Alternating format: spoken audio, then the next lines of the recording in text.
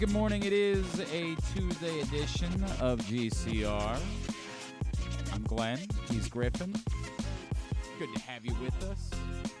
Thanks everybody who came out to Chick-fil-A Nottingham Square last night with donations to help us helping a mission. Drew and I are going shopping today, and then tomorrow morning we're going to take everything down.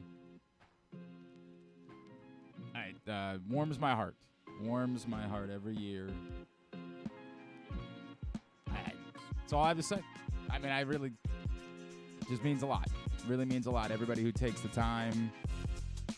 I appreciate, too, everybody who sends their, hey, can't make it, here's some cash. I appreciate that, too, but it really does mean the world to be able to go do these events. We don't get to get out, and, I got a busy schedule now with kids and play-by-play and all those other things that I do, so it's really nice to be able to see everybody. So thank you. I won't even attempt to name everybody by name because I will inevitably screw it up and forget. And for those of you that didn't make it out, I don't want to hear it. I don't. I love you. I know we're all busy this time of year. I understand that. You want to try to figure out a way to make it up? You got until 3 o'clock. Drew and I are going shopping today at 3 o'clock. We will be at Target in White Marsh. Meet us there. Do your own shopping. Then throw it in the pot. Or, whatever you want to do. Do everything in your power. But I appreciate it, and I appreciate everybody who's been involved throughout the entire process, all the various things we did, the raffle, the NBA stupid thingy. God, how embarrassing is that the Lakers hung a banner. Oh, my First God. ever. That's a top 5 cringiest moment in sports history. When did Jordan do that? It's a great point. I don't really have an interest in talking about it, but that's not a thing. They had to. This thing that people, and I had Lakers fans in my mentions last night. Like, you don't understand. The Lakers said they weren't going to do it, but then the NBA kind of forced them to do it. 2 things. The owners all need to get together and say, no, we ain't doing that. The reaction to that last night is proof of how not a thing this is. Again, no matter how much you might have enjoyed it in the moment because it felt slightly different than watching your average basketball game in December. Because you know how you felt when you saw that video of them hanging a banner next to their championship banners. With their championship banners. They couldn't find somewhere else in the arena, hey, we'll put this here. The players are it's super awkward. The players are just right. Right. Everything about it is cringe AF. Oh, it's so awful. And the teams all had the ability to say to the NBA, no. We love you. We're participating. We're doing the whole thing. But we're not going to embarrass ourselves. We're not debasing ourselves this way. We're not going to hang a championship banner for winning a couple of games in November and December. They were the most important games of November. No, they and weren't. December. They were the ones that you picked as being the important ones. They're not actually – you have no idea if the teams that you play during that stretch will be teams that you're competing with to try to get playoff positioning. It might be that you just lucked out and played the right – it was 4 games. It was group stage. That was 4 games. Yeah. 4. Then it was 7. I don't even know who you played in the 4 games. It could be the 4 worst teams in basketball. So unfathomably stupid. They hung a banner. And then it's shame on the NBA. Wow. It's both. Shame on the NBA if there really was pushback from the team to then turn around and try to coerce them into doing it in the name of, we're trying to make this thing a thing. You're all embarrassing yourselves. I understand we live in the time of gaslighting. It's who we are as a society. But Jesus, have some dignity. Any at all. Sorry. Thank you for participating in the NBA in-season tournament pool. I do appreciate that, but God, I couldn't stop. It was so dreadful. All right. Yes, thank you for doing all that, and we will get it all to Helping Up Mission tomorrow, so I appreciate it. Coming up on the program today, we will have a regular Tuesday features, County Sports Zone Radio with Wes Brown, Waiver-Wire Wednesday with Joe Serpico. We'll talk Terps and college hoops with Patrick Stevens. And speaking of college hoops, it is a big week in local college hoops, including tomorrow night, 6 o'clock, over at the Physical Education Complex, as the LSU women will come to Baltimore to take on Coppin State. And joining us today on the program will be now global superstar and Baltimore native Angel Reese from LSU will be with us as well. So a fun day on tap here on GCR. Today's show is brought to you by Superbook Sports. As always, use the code GlennClark23 when you sign up at superbook.com. Download the Superbook app, and when you use that code, if it's the first time, then you will receive up to $250 in a same-day first bet match, win or lose. Looking at the odds, told you, big number. Jeremy was trying to explain to us what that big number meant yesterday. So if you heard Jeremy on the program, he said when you see a number like 5 points, and it's 5.5 right now, that apparently that's like Vegas' way of saying we're not sure which way this one's going to go. Like, they put it at 5 just because that allows the flexibility to go anywhere between 3 and 7 as they see where the action comes. We're a day in, it hasn't really moved yet so far. But the number's 5.5 at the moment. That's what the Ravens are facing in San Francisco on Monday night.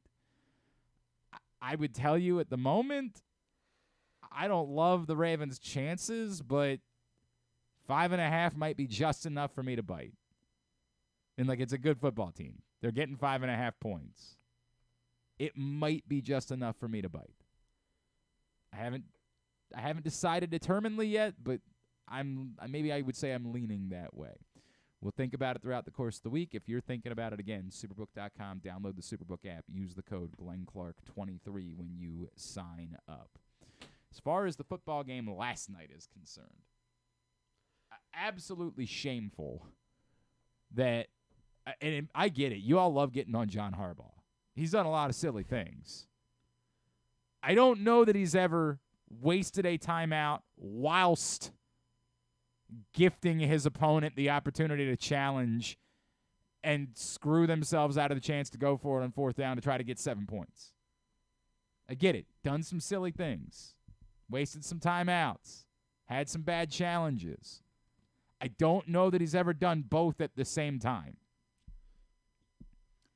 Shameful that a team can win a game when that occurs. It shouldn't be able to happen. There's no way that you should be able to have that happen and still win a football game. And yet that's exactly what occurred. Pete Carroll, in one of the dumbest coaching decisions I've ever seen in my entire life, 4th and 2, lines up to go for it. They'd already gone for it once on 4th and 2 on that drive. They're in field goal range, but they're down by 7. They won 7. Probably the right decision.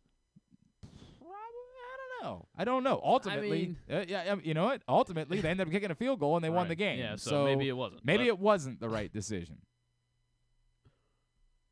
Line up to go for it. Clock's running. Decide to take a timeout. Meanwhile, the entire time in the build-up to the play, the conversation's about, are we sure his knees weren't down there? Like, they took a timeout that allowed for their opponent to realize, the F are we doing here? That was a sack. Which then backs them out of the ability to go for it on 4th down because it was back to like 4th and 6 or 4th and 6, whatever it was. They take the field goal. And yet they win anyway. Which is, 1, shameful, but 2, probably a statement about the Eagles being a bit broken. And I don't like to give Drew credit for anything, although I do appreciate the fact that he was out there helping us out last night at Chick-fil-A Nottingham Square. I don't like to give Drew credit for much, but one of the things he tweeted last night was this is sort of proving his old adage, which is the hardest thing to do in sports is to stop losing. And I've always understood what Drew was trying to say, which is that at some point losing kind of seeps in. It ends up almost being part of your blood. Now, I wasn't ready to say the Philadelphia Eagles would experience that after 2 losses to the 2 best teams in the NFC. But I understand the thought process. Something's wrong. I know they tried to blame their defensive play calling, and that's why they had Matt Patricia take it over, but defense wasn't necessarily the problem last night. I mean, I get it. Like, you shouldn't really let Drew Lock move the ball down the field. It was 2 kind of lucky plays. I say lucky. It was 2. One that was remarkable by DK Metcalf on the sideline. The other one, was a broken play for the touchdown. It was really 2 plays. It wasn't necessarily a drive, but it was 2 kind of broken plays that allowed it to occur. The bigger problem is there just seems to be something wrong with their offense. For everything they had, like you have A.J. Brown and Devontae Smith and Jalen Hurts. And this is the output? Like, what is going on? At the end of the game, too, like you're within. I have no idea what he's doing, chucking the ball up and just hoping. Yeah, that was. I get that there are only 12 seconds left, but he had just proved on the previous play, like if you can go get another 15 yards on the ground. And they still had 2 timeouts, I think. They definitely still had at least, Or at least like, 1. Yeah, you got the entire field to work with. What is that call? To your point, you probably still had 2 plays in order to try to get into field goal range. If you could go short throws, and with the entire field, you'd like to think they could do short throws. Or you probably could have just run the ball with Jalen Hurts one more time, gotten 15 yards, and at least, I don't know if you've heard, your kicker's pretty good. I get it. He was kicking in Seattle. It's not an easy place to kick, but I would have given him a shot instead of just hoisting the ball up. Bizarre, man. Bizarre. Warren Sapp, by the way, I didn't see there was another angle where apparently it's not certain that Love got the other foot down. Like, that it might not have been an interception. The angle they showed on the broadcast made it certainly look like it was, but there was apparently another angle you didn't see where, like, you can't tell for sure that they're pellets. It was close enough that I don't know that they're ever going to overturn it, but the Eagles appear there's something wrong. Now, this is the good news. The good news is there's still time, and this reminds me of the Ravens. I don't care if the Eagles turn things around or not. The Ravens in 2012 were the team that looked a mess, right? Like, they just looked like a disaster at this point in the season. Then all it takes, the hardest thing to do is stop losing. Just stop losing. Win a game. Remember that year for the Ravens, it was the Giants game, right? Win a game, and suddenly you feel differently about yourselves. And you remember, right, we're still the team that's pretty good. We're still in this thing. By the way, pull up the Drew Lock post-game thing because everybody loved that last night. That's all it takes. So I'm not writing off the Eagles yet. I'm not doing that. Like, they definitely don't look right, and I get it. Jalen Hurts has been – I've heard a lot of people use the word regression with Jalen Hurts. It certainly seemed different with a new offensive coordinator this year. I don't know. There was earlier in the season we were still ready to make Jalen Hurts the MVP, so I'm not ready to go to regression. But it's been weird that the Eagles do appear as though they've had, whatever you want to call it, taken a step back this season after winning the NFC a year ago. Like, they are just not the same team. And again, maybe losing both coordinators, that's going to happen. And that might be a fear here in Baltimore of what it looks like if you lose a coordinator. That's why when things are right, you just want to leave it alone. Stay away. New England Patriots, stay the hell away from Mike McDonald this offseason. Leave it alone. That's what you hope for. So Drew Lock is the other side of the equation. Didn't know if he was going to play going into last night. There's this weird vibe with Drew Lock where, like, he does come off as likable, but almost the likability thing, like the attention that's paid to it on social media, like how likable Drew Lock is, almost becomes annoying. Like, dude, he's not good. Like, he's not a particularly good quarterback. We do this bit where it comes off a little bit like he's that lovable white quarterback. And I don't always get behind it. But, man, his postgame last night with Lisa Salters was pretty good. If you missed it, this was from ESPN and ABC last night.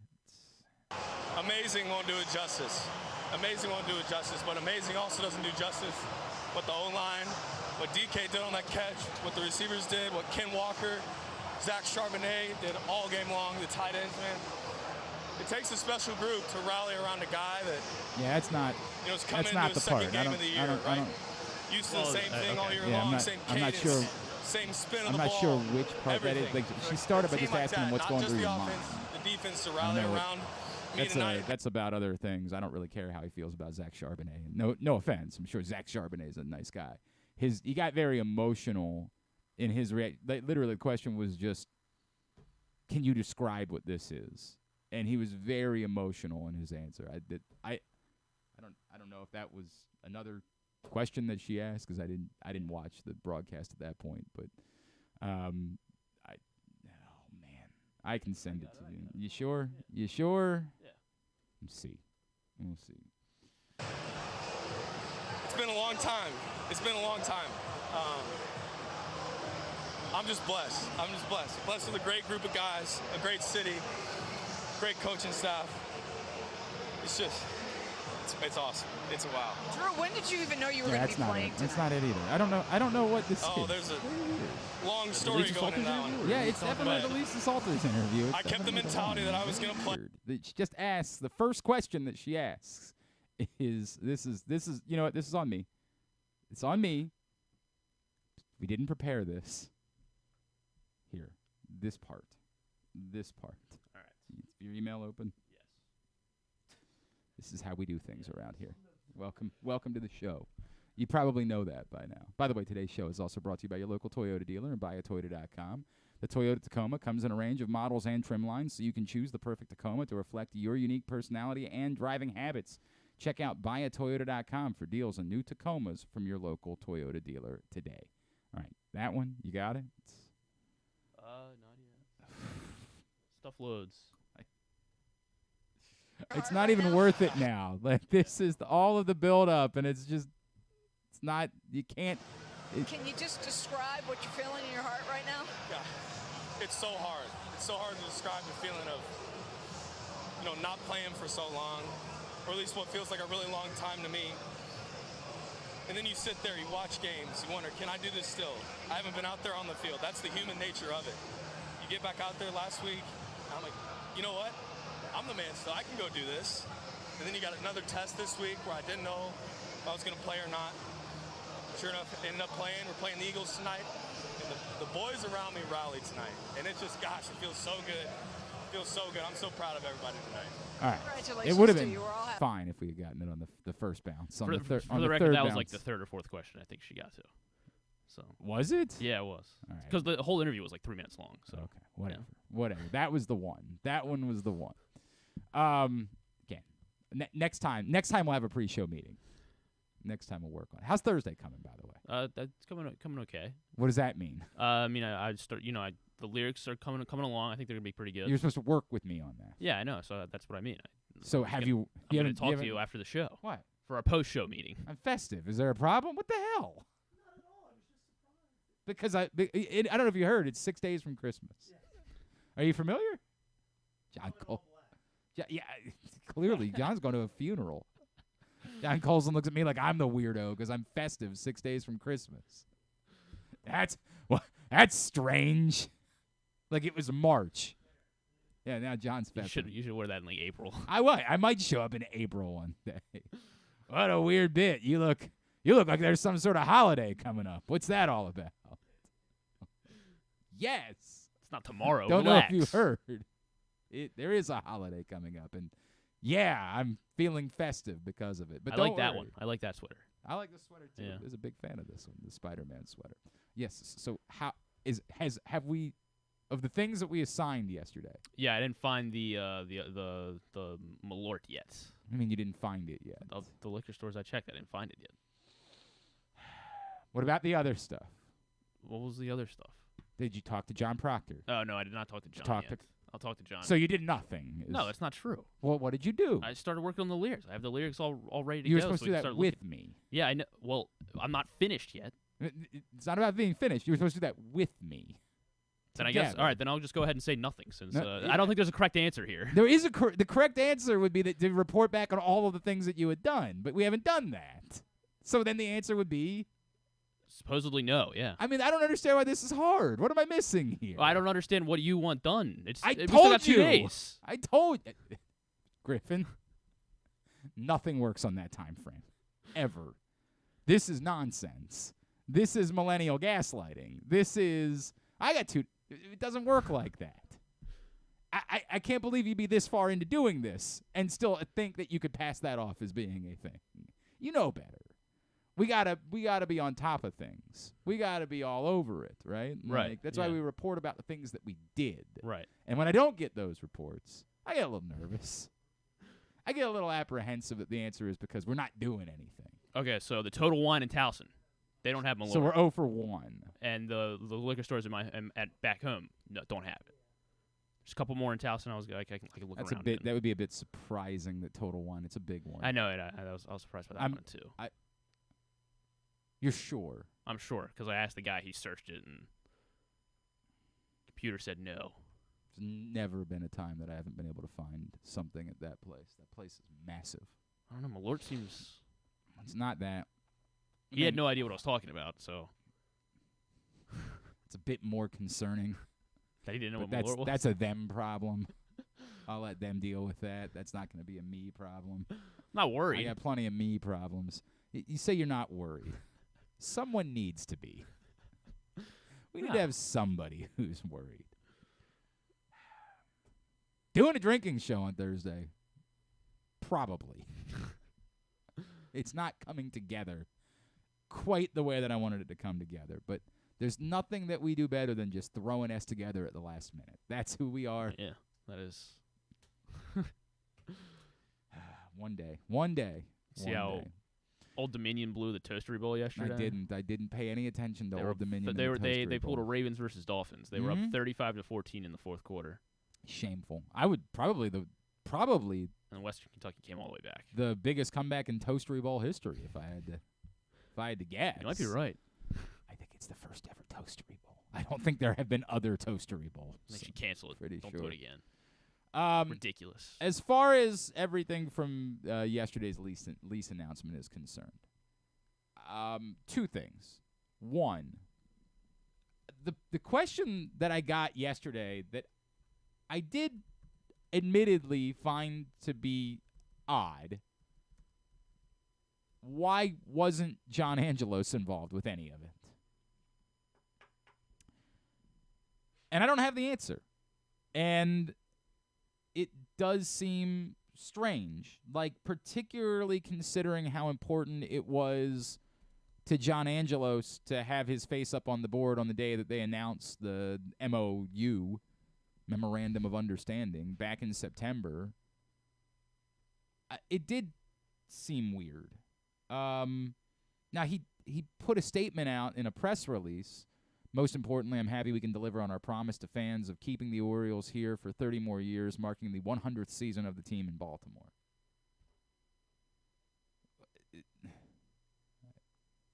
Kinda. Like, I mean, the lease we think is going to be for 30 years, but I get the point. Is it weird that John Angelos either chose not to attend or was elsewhere? Or the only thing I can say is you just never know what's going on in someone's life. Like, is it possible that there's a logical explanation? Someone in his family's ill. He just couldn't be there. Totally possible. Is it warranted to ask questions based on the recent reports about the potential interest in selling the team? I understand. I understand why the reaction that people would have to John Angelos not being there on this big day when, like, every politician in town descended upon Camden Yards and the owner of the Orioles isn't there, I definitely understand the questions. I definitely understand the people that want to try to put 2 and 2 together. That's weird. We heard a report that he was in D.C. last week chatting with David Rubenstein, and then he wasn't at his own team's lease announcement, this very public event day. They moved a Board of Works meeting to Baltimore. The governor, the comptroller, the Senate. Everybody's there, and John Angelos isn't. Yeah, it's weird, and I certainly understand your feelings. I can't add fuel to the fire because I don't have the answer. I was, I don't know if you heard, I was busy doing some stuff yesterday, and I didn't bother to ask around. If there's something going on in John's world, I don't know that they would want to say that. Is it weird? It's weird, yes. Is it weird that if there was something, the Orioles wouldn't find a way to, just sort of craft that and say, hey, sorry, John couldn't be here today, attending to a family issue, something like that? Yeah, I guess it's weird. And it's all part of this. For as much as the lease, it's the weird part about this conversation. The lease itself became this larger-than-life being that was never as significant as people wanted to make it out to be. Because as we kept saying, there was never a threat of something else. Something like 8 years ago, this bizarro story was written about the Orioles potentially moving to Nashville that had nothing behind it. Zero. Was wild speculation. And yet, in the midst of a offseason, during a downtime for baseball news, this unsourced, speculative, hey, I don't know if you know, John Angelos has a place in Nashville, column was picked up and aggregated and all over, and all of a sudden this thing became, there was never an ounce ever at any point of fact, and yet this, we ran wild with it. The lease had to happen for formal purposes. It's just the way that business works. You have to have rules, you have to have regulations, you have to have agreement. That's the way it goes. But as the chairman of the Maryland Stadium Authority, in the past couple of weeks, I've had people that have come up to me you got to understand the way the lease is written. If they don't have a new lease, they'll be locked out on Monday. The chairman of the Maryland Stadium Authority came out directly and said, we're not kicking them out. It ain't going to work that way.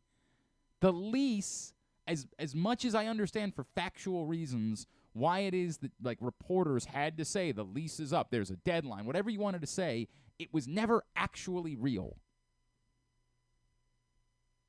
It never was. It was because they needed to have a lease. It was a good way to try to get to bargaining. But again, there was never a threat on the other side. There was never you won't be allowed to play at Camden Yards moving forward. Well, we're going to move. None of that ever existed. It was make-believe. It was poppycock.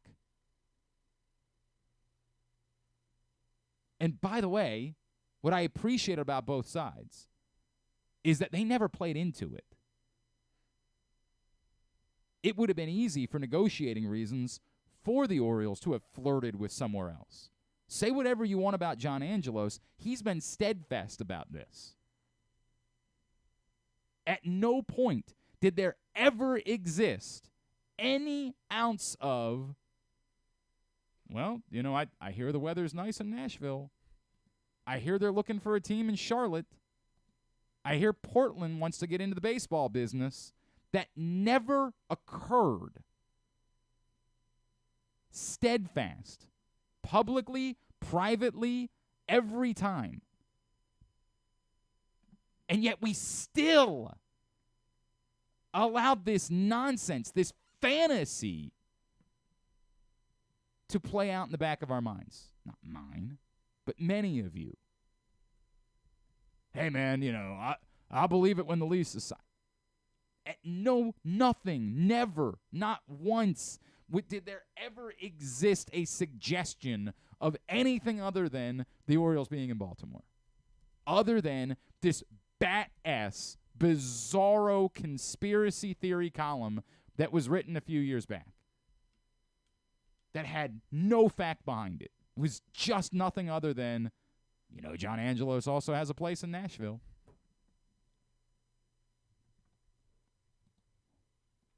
And so the lease, it's almost bizarro how it became such a massive thing. It had to get done because you have to have an agreement. You have to have something in place. You have to have policy. That's the way the government works. But there was never a threat. There was never a moment where there was any risk of the Orioles being anywhere else, which, as I said before, in my understanding, was part of the problem here. Part of the problem in getting the lease was it was hard for either side to find their leverage. The fact that they were able to separate the development rights, you would think would be a win for the state. The state would turn around and say, well, hey, we still have to go back to the table, and there's a 15-year out if we don't. The development rights don't go away. The interesting part becomes, what's next?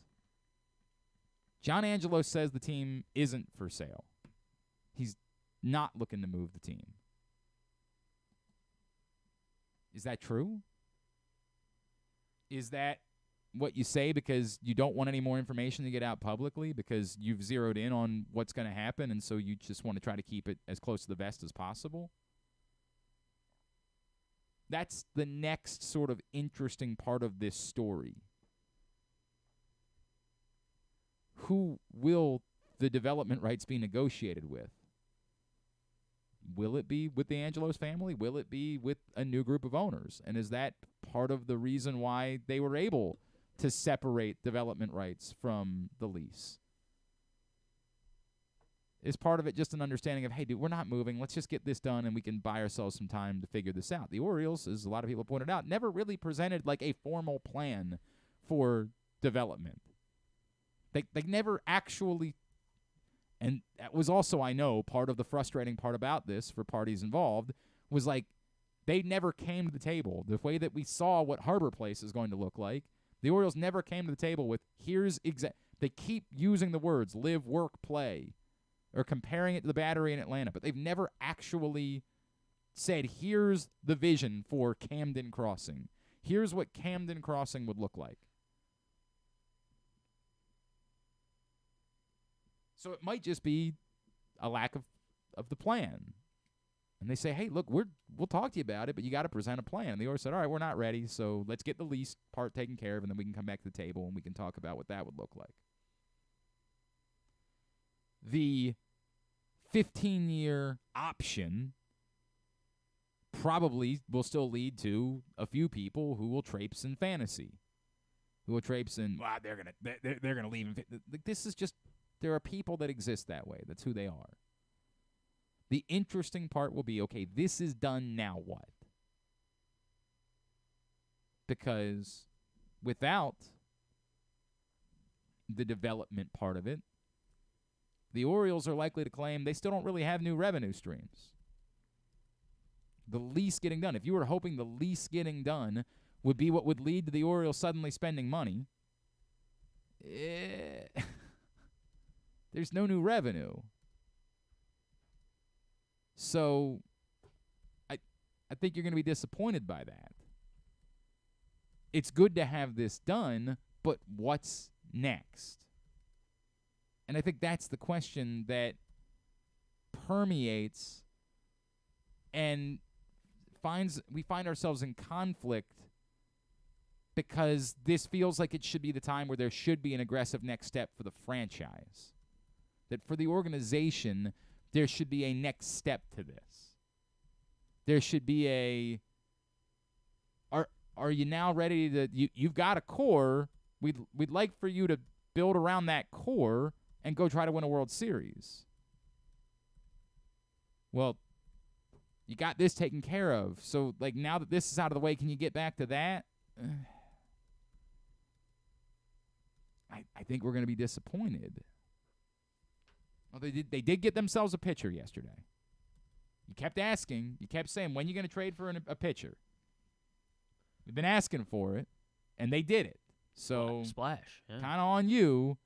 Jonathan Heasley, man, who I had definitely heard of, who I definitely knew was a major league pitcher. I definitely when I first saw it, I was like, "Oh, Helsley, the guy from I think he's on the Cardinals, right?" If you say good. so, I don't know who that is either, for the record. But yes, this guy's not good. I know that determinedly.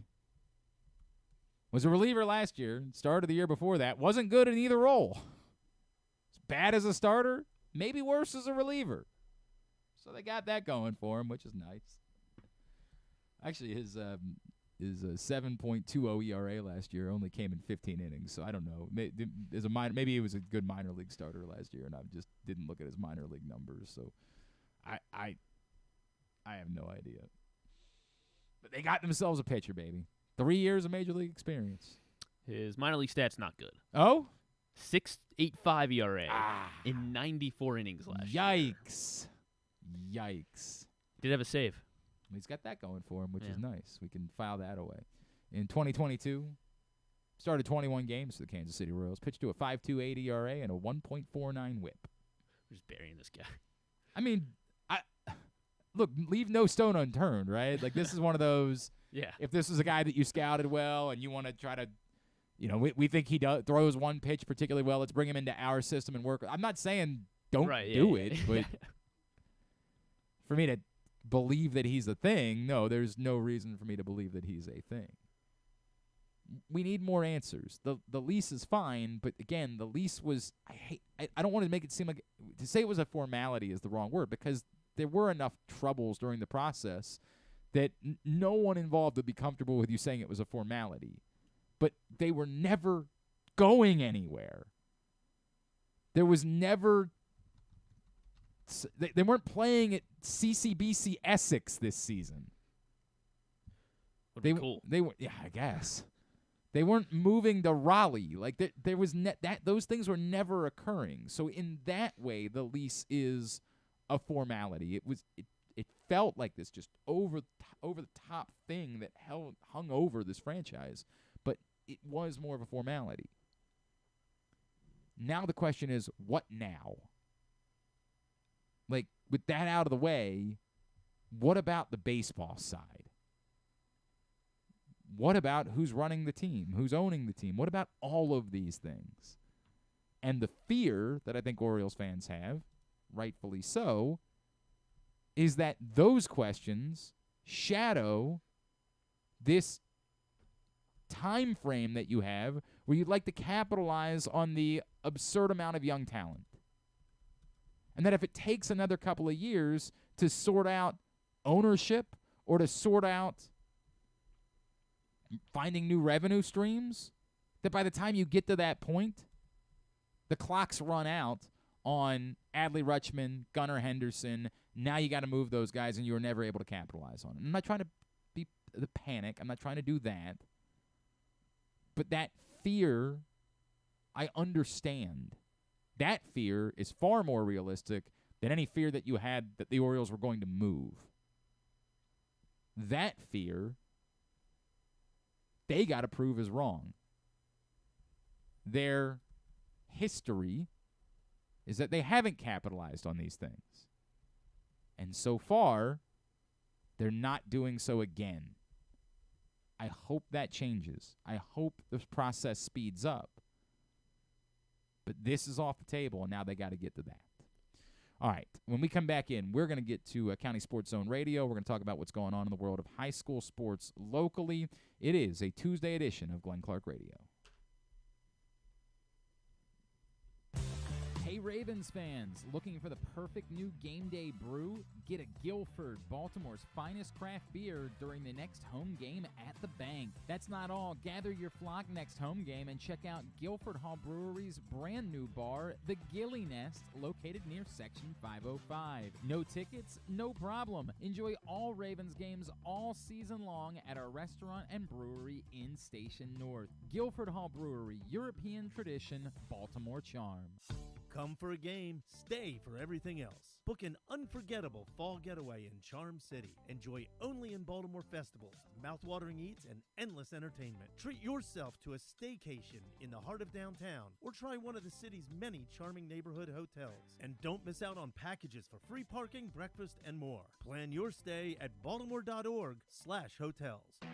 Why bet with the big boys this football season? Instead, try your hand with the local book, Superbook Sports, this fall. Superbook Sports is the book next door. Just a dedicated team of the best odds makers in Las Vegas, making sure you get the best prices and parlays anywhere. And now, Superbook will give you a bonus of up to $250 when you sign up and wager on the same day and use the promo code GlennClark23, GLENNCLARK23. So bet with the best and use the promo code GlennClark23 this football season with Superbook Sports. Visit superbook.com for terms and conditions. Gambling problem? Call 1-800-GAMBLER.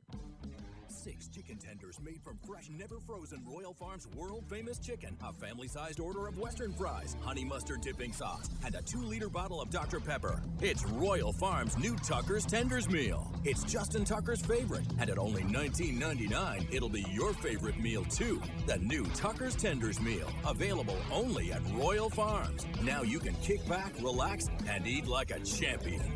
Real fresh, real fast, Royal Farms. Gambling can be a fun and entertaining experience, but there are risks involved. If you're planning on betting on the game at the casino or on your phone or computer, know your limit, stay within it. Set a budget and a time to stop. Remember, gambling isn't a financial solution, and it doesn't mix well with alcohol or drugs. Know the risks and have a plan before you begin gambling. For free and confidential services, call 1-800-GAMBLER 24/7 or go to helpmygamblingproblem.org.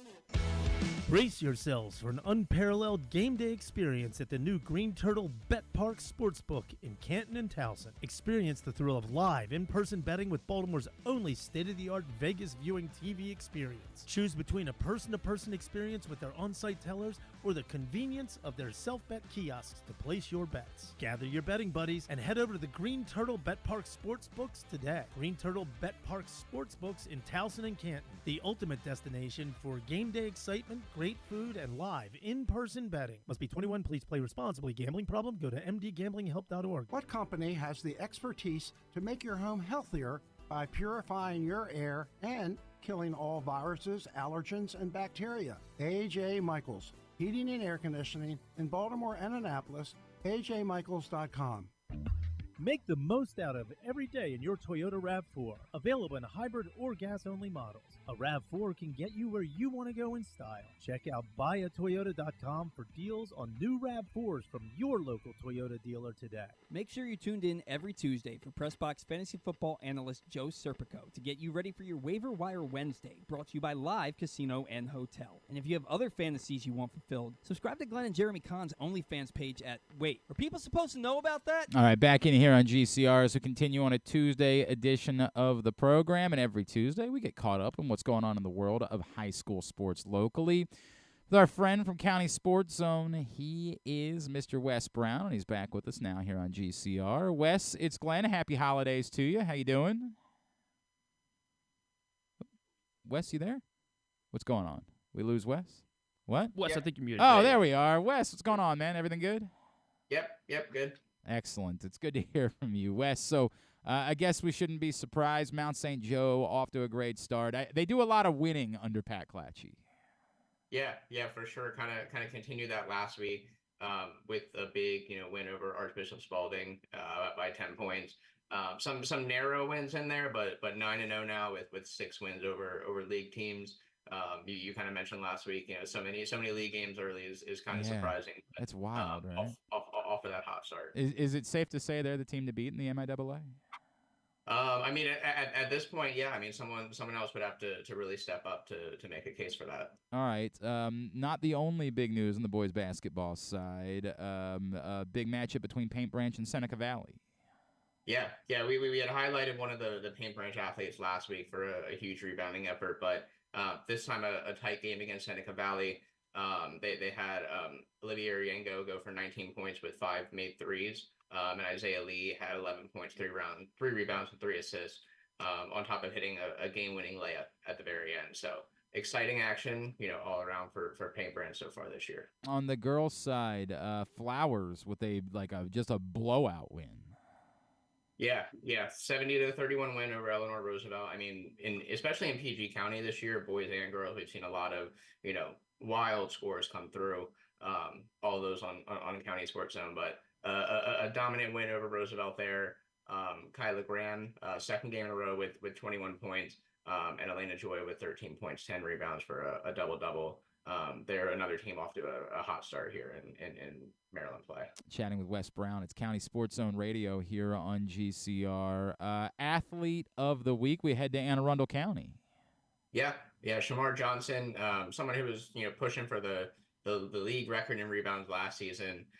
He finished with 18 points and 14 rebounds and a dominant win, non-league there. But his 4th double-double already this season, definitely going to be a name to watch. He's actually the quarterback as well. So, one of those cases of, an athlete just, being able to display skills on both the field and the court. Must be nice. Definitely going to be a name to watch. Must be nice to have a talent. Now imagine having 2. I'd go for 1. That would be all right for me.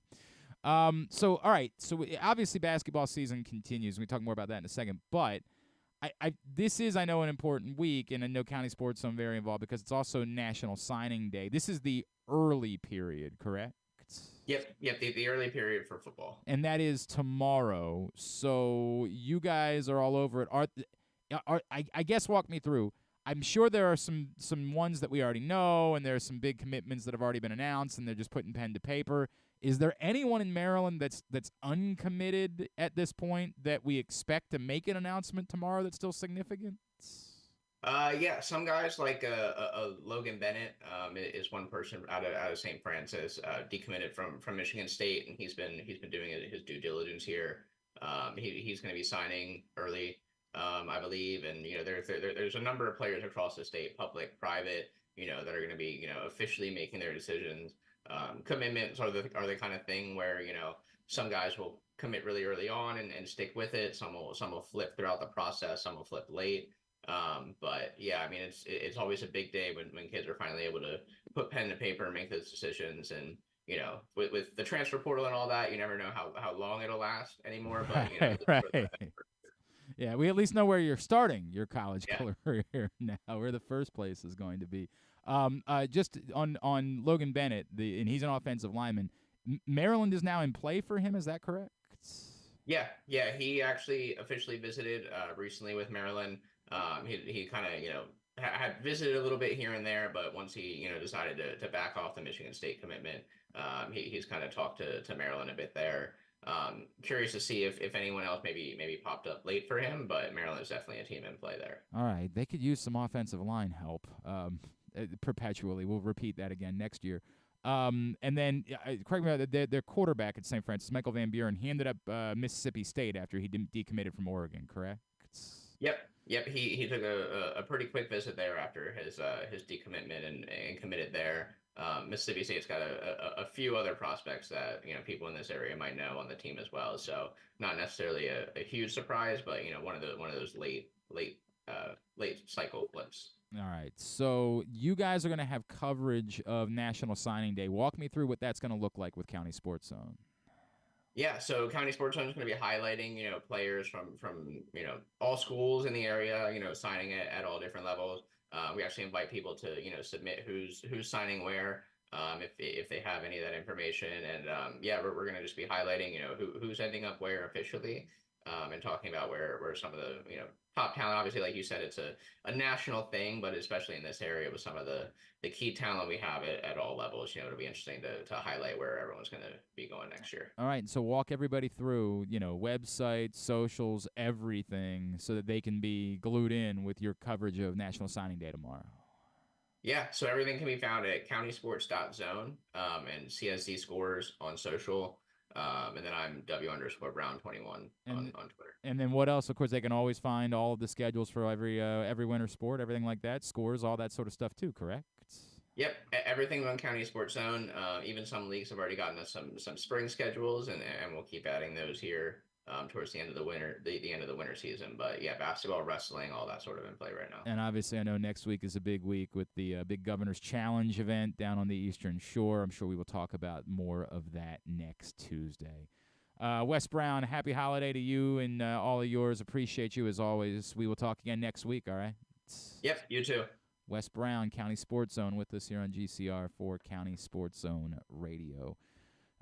There was somebody else that, I want to say that I saw that might end up being in play for Maryland tomorrow out of nowhere. I'm trying to remember. Concordia's Ernest Willer is all the rumors are that nothing is confirmed yet, but all the rumors are Wisconsin, which would, but I know everything was in play. Maryland was on the board, but a lot of some SEC schools as well. So that doesn't help at all. No, thanks for nothing. I wasn't sure if that's what you were thinking of. No, that's not who I was. It was somebody. It was somebody like a major national, like one of the top tackles in the country. I want to say that had been committed somewhere, and then I randomly saw this week that maybe it wasn't as firm of a commitment as you thought it was, and it's possible that Maryland could end up being back in play. And it's just not my world. I'm just not a recruiting guy. It's not my thing. So I apologize. I'm really offering nothing to the discourse because I don't even know what I'm talking about. So cool, Davon Watkins. Nothing. What? That was back in September, but he played for St. Mary's, I think. Or I don't know what you're saying. I don't know. Davon Watkins. But what about He's him? a lineman. And he committed to Maryland. Great. Yeah. Swell. Yeah. Is he good? Yeah, I think they so. can use that. Pretty good for St. Mary's. There's a lot more. Well, that's a qualification. They won the championship last year. I understand, but for Maryland, they need not pretty good for St. Mary's.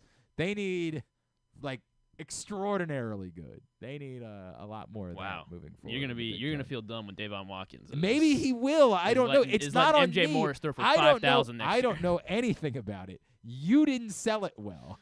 You said he's pretty good for St. Mary. Okay, one time I was going to Elkton because I was trying to track down the Abita pecan pie soda, and I found out there was a liquor store that had it up in Elkton.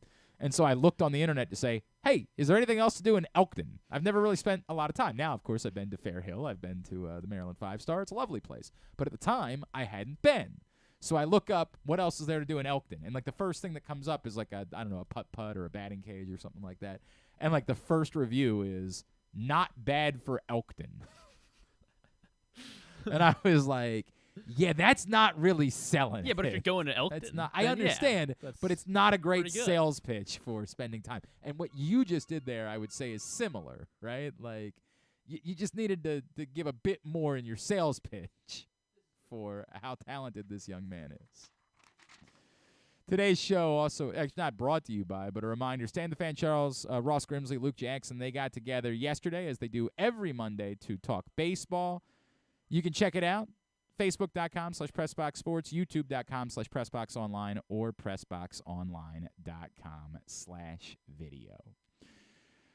It's been a little while since the last time we caught up with our next guest. And since the last time we caught up, all she's done is become, one of the biggest stars on the face of the planet. Really exciting that she's coming back home tomorrow night, 6 o'clock, over at Coppin State.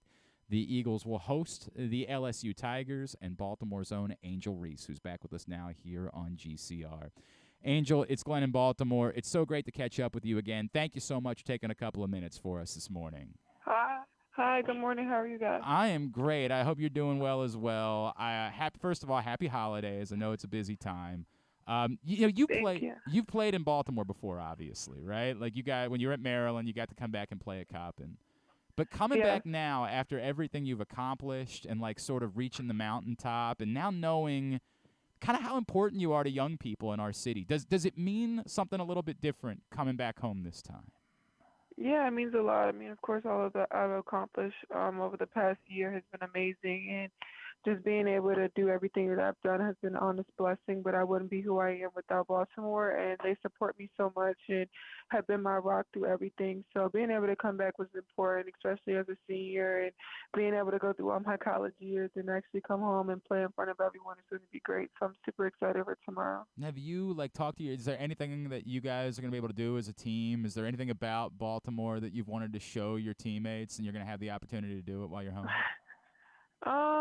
We're gonna probably go to my court that That's cool. that I was named earlier in the summer, so we'll probably go there, and then my brother plays tonight, so possibly I'll be able to go to his game tonight as well. So just doing as much as I can while I'm home. That's awesome. That is really cool that it works out that way. What about food wise? Is there somewhere that you've tried to coordinate getting taken care of catering for the game tomorrow? No, we work. Everybody's just gonna do their own thing. Everybody likes different things. Okay. Everybody was gonna get different crab cakes and try different things. So I told them and recommended them some great places. I was gonna say you have to sort of be like the tour guide for this though, right? Don't you? Yeah, I was the tour guide last night. Yeah. That's got to be the role. Well, that's awesome. I'm so happy that you're able to do it.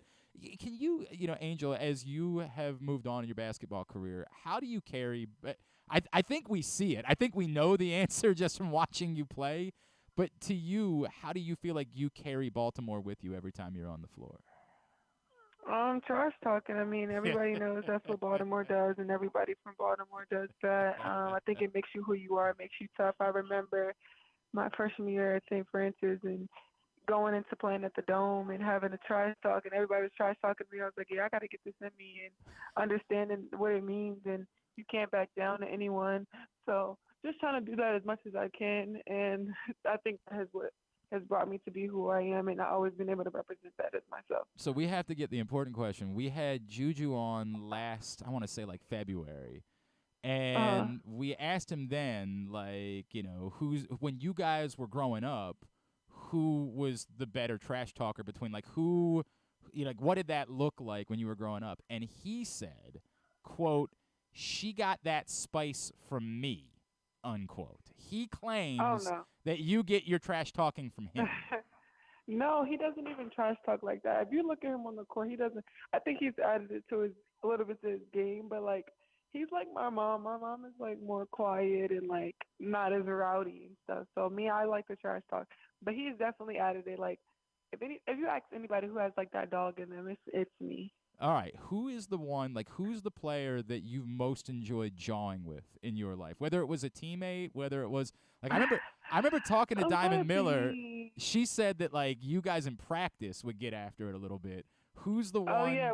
Yeah, go ahead. Yeah, me and Diamond would go after in practice. I think it's much more fun when I do it in practice because, when you take that and instill it in your teammates and have that chemistry with them practice, it kind of builds to the game. And then you see some of your teammates that never trash talk before going into games and ready to trash talk. So it's so much fun. I mean, that's cool. Being able to see that at Maryland, my experience at Maryland was great. And then taking it to LSU, my teammates at LSU, as you guys know, they trash talk too and have fun. So I think it's just fun in an environment, and bringing that to women's sports and understand that it's okay to trash talk because it's been great. What about, is there ever a burden? Do you ever get to a game and a play, that the player that you're going up against has hyped themselves up for a week? I'm going up against Angel, I better be ready. And you're just maybe not in the mood that night. You're just I don't even really feel like jawing. I think honestly at this point everybody's coming after me and everybody wants to play their best against me and of course trash talk and try to show me up even when I'm not even saying anything to them. So I think that's just what I'm bringing out. But I'm glad I'm able to bring that out of other women in sports and being able to expand that. She is, of course, Angel Reese. Tomorrow night, LSU at Coppin State, 6 o'clock at the Physical Education Complex. Angel, what you talk about, what you've done, do you have a sense for that? How significant your personality has been for women's basketball and the unbelievable excitement that was created all off season going into this year. What has that meant to you? Not to say that you've, in any way, obviously the sport is the sport, but the way that it's risen because of your personality. Yeah, I mean, I understand my impact. I mean, my impact has been amazing, and being able to have a voice in sports has just been something that I've always admired, and being able to be on top of just being able to know this is a blessing and everybody's always watching, and me being able to speak my mind and being able to say things that many people don't say. I think that's why people love me, because I speak on things and say things that maybe other people don't have the platform to say or are scared to say. So I think I give a lot of confidence to not just young women, but people in general. That's awesome. Angel Reese. All right, so you recently opened up that you were dealing with some mental health stuff and needed a little bit of a break. I wonder, is that something that you've always known that you had to talk about, that you always, like, it's always been a part of your life? Was it difficult to open up about that, talk about that, and share that a little bit? No, I think it hasn't been difficult being able to be in a position where I am and having a voice that I do have. I think that is important, and being able to know that people understand what I say is really valued. So being able to understand how important that is and being able to take some time to yourself has always just been something that has been important to me. And them seeing me do it, I think that gives them confidence and understand that it's okay to have those moments where you can step back and reflect and reset on things. Is there advice you can, this is a difficult time of year for a lot of people, right? Like it is a stressful time. Is there advice you can offer anybody about, like, hey, if you feel like you're going through something, is there something that you notice that, like, hey, it's important to do this, whatever it is? Honestly, just being able to put yourself first in a position where, yeah, you have to play basketball and you do academics as well, but you have to put yourself first, and your mental space is more important than anything else. So just being able to be strong, writing things down, having a journal, but having also supportive people around you has just been something that I've loved and leaned on.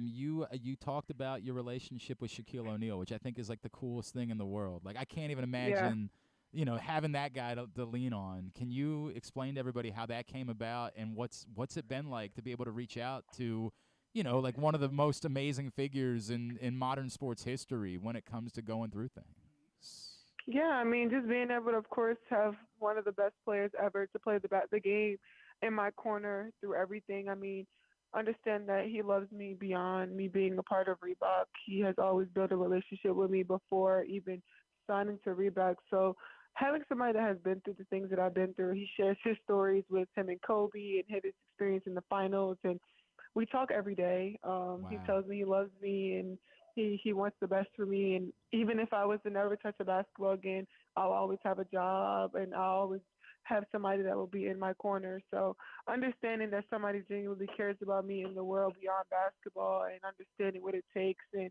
just having somebody like that has just always really been great for me, and I love that. I just talked to him yesterday. How cool is that? Yeah. That's just the coolest thing. We got to get the big chicken shack. We got to get one of those in Baltimore somehow. Like, I know we're trying to get one. Yeah, we're gonna try to get one. He's been great though, so that's awesome. He'll make it happen. Whatever I need, he'll make it happen. That's so cool, Angel. What about this is Baltimore. Like, have you connected at all with, like, Patrick Queen or Odell Beckham or any of the LSU folks that are back this way? No, I actually haven't. I was supposed to tell. I forgot yesterday when I was coming past the stadium. I was supposed to tell Odell that we had a game, because he told me when we're going to be in town. So maybe I'll text him to see if I can get him to the game tomorrow. I don't know what their schedule looks like for tomorrow, but a couple of the players that a few of us do know, to see if they can get to the game tomorrow. No joke. I've had a couple of players. We were out doing an event last week, and a couple of the guys were like, "Wait, that's next week? I gotta be there. Like, I have to be there for that." Yeah, I'm gonna text a couple of them to see if they can pull up to the game tomorrow. I know it's sold out, but I'm sure they'll make a way for them to get in. Oh, it's gonna be a special night for sure. Hey, I know we can only keep you for another minute or two, but I'm really fascinated. I had not known the story about when you were a kid. You had sent, like, a message to Angel McCoughtry at some point that she never responded to, and, like, admitted that she just never saw it. Can you tell me about what Angel meant to you, and how that relationship came about? I mean, of course, I kind of understand it now when you're getting thousands and millions of messages, and you never know that little girl that may have messaged you with maybe 1,000 followers, but being able to understand that now as the status that I'm at, and it's no hard feelings, of course, to her, but of course, me and her have the same name, and being able to help carry that name through St. Francis and everything that she's done. I've always looked at her banners in the gym and always told my coaches, Coach Shelton, that was her coach, that I wanted to one day be in her shoes and being able to do the things that she's done. So she's always been an inspiration to me and being able to be supportive to me and also like a coach in my corner if I ever needed anything. That's awesome. That's such a cool, like, the way that that's worked out, like 2 angels from St. Francis. Like, it's unbelievable what you guys have done. Yes. Similarly, like, have you thought at all? I know, like, next summer it's probably going to be hard because they're already in the cycle, but, like, is the Olympics something that you think about? Is that something that's a big deal for you down the road? I mean, yeah, of course. I played in USA basketball this past year with our U23 team, and we did pretty well. So it was a fun experience for me. Of course, I want to be an Olympian and be in a Hall of Famer and do everything that she's done. So having those kinds of conversations, but, of course, taking one step at a time. I'm still in college and trying to graduate college and then taking the next steps when I'm ready for it. I appreciate that. I understand all of it. And then I can't let you go. I think the entire country embraced the, like, bird magic thing that you guys had with Caitlin Clark. Do you find yourself saying, like, God, we got to play them again in the tournament this year? It's got to, like, it's good for the sport. The best thing that could happen for the sport is that it works out that way, right? I mean, yeah, that would be a great and amazing. I mean, me and Caitlin have been competing against each other for a long time now. We're, of course, we're the same class, so I've always played against her, and she's an amazing player, generational talent, and being able to see her wherever she goes, the next level. Hopefully one day we can become teammates and playing with each other, which would be amazing. Come on. That would be a cheat code. Like, that would be crazy, right? That would be like playing NBA Jam as a kid with Jordan and Pippen. Like, how are you going to beat that? Yeah, but knowing that we've grown women's basketball has been the most important thing, and understanding our impact has been crazy. But I know we had 9.9 million people watching our championship game last year, and if we play again, I'm sure there'll be more. So I'm just excited for that. It was one of the most exciting things that's happened in all of sports all year. Angel Reese, so happy for you. I can't say this enough. You've always been really kind with your time, and I'm just thrilled for everything that you've accomplished. We didn't get a chance to chat after the championship. It was and to see the way that you represented our city nationally. I hope you know, and I know you felt it when you came home last summer, but I hope you know how much it meant to all of us. To see what you've done to let people know about basketball in Baltimore. So happy that you're getting to come back and play tomorrow night here. Thank you as always. Is there anything we can plug for you? And I know you're a very busy you got a lot going on. Is there anything that we can plug for you besides the game? No, I don't have anything going on. Just being able to support, being able to be here is great, and it'll be fun tomorrow night. I know it's sold out, so just being able to have you guys there and it'll be great. Awesome. Angel, thank you so much for spending a couple of minutes with us this morning, and happy holidays to you and your whole family, all right? Thank you. Same to you. Angel Reese from LSU, of course, Baltimore native, St. Francis alum. Appreciate her taking the time for us this morning, and I mean, if you know somebody who knows somebody who knows somebody, you might be able to get in tomorrow night. The game will be on ESPN+. You'll be able to watch it there for those of you that can't get in, but it's going to be electric. It's going to be raucous at the Physical Education Complex tomorrow night as Angel Reese and LSU are back in Baltimore. Appreciate her. Could you imagine just, like, texting Shaq on a day-to-day basis? Like, that's just your life. Oh, shoot, I got to text Odell. Remind him about my game. How funny is that? She's like, I forgot to text Odell. Like, that's just the life you live. Yeah. Like, and I get it. Like, she's that level of superstar now. Like, Sports Illustrated swimsuit issue. Like, she's 10 million people watching her games. Like, she's a mega star. Awesome. Awesome to see. Appreciate her taking the time. And I think they were number 7 right now in the country. I know they got off to a little bit of a shaky start, and then, of course, she was sidelined. She took the mental health time for a couple weeks. But, I'm not going to doubt her or LSU's ability to be right back there. Yeah, they're loaded. They're loaded.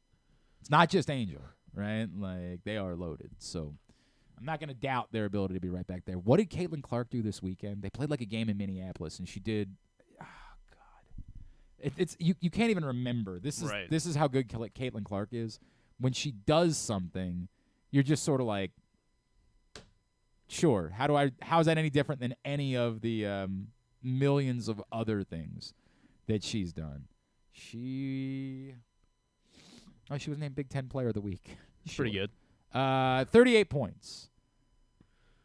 Oh, it wasn't Minnesota. It was in Des Moines. That's where they played the game. It was a neutral site game. They played it in Des Moines because I guess that's where she's from originally, and so she wanted to play a game there.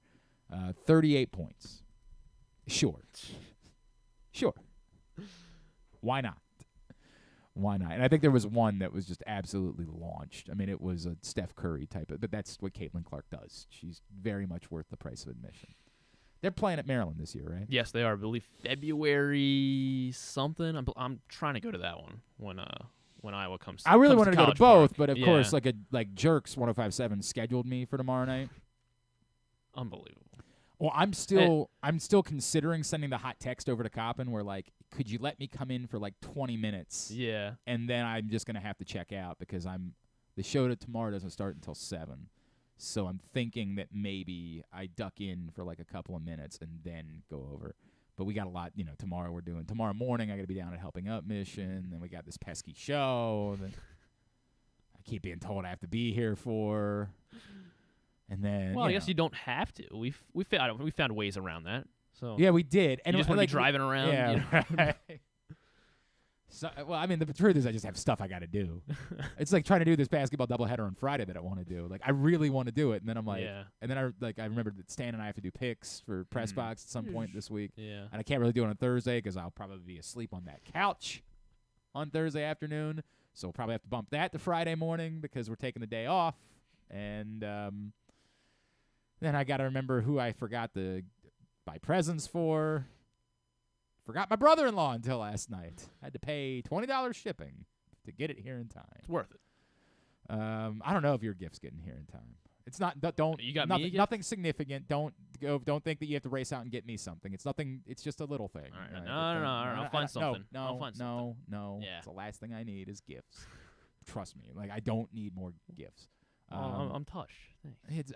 But I'm telling you, I don't know if it's gonna. That's fine. If it doesn't come until June, I ordered it over the weekend. Be a birthday present. I ordered it over the weekend, and they made it seem like it was like these internet sites. They're deceptive. They'll say something like arriving by December 21st, and then you'll like look again, and then it'll say the window will be like December 21st to January 6th. Ooh.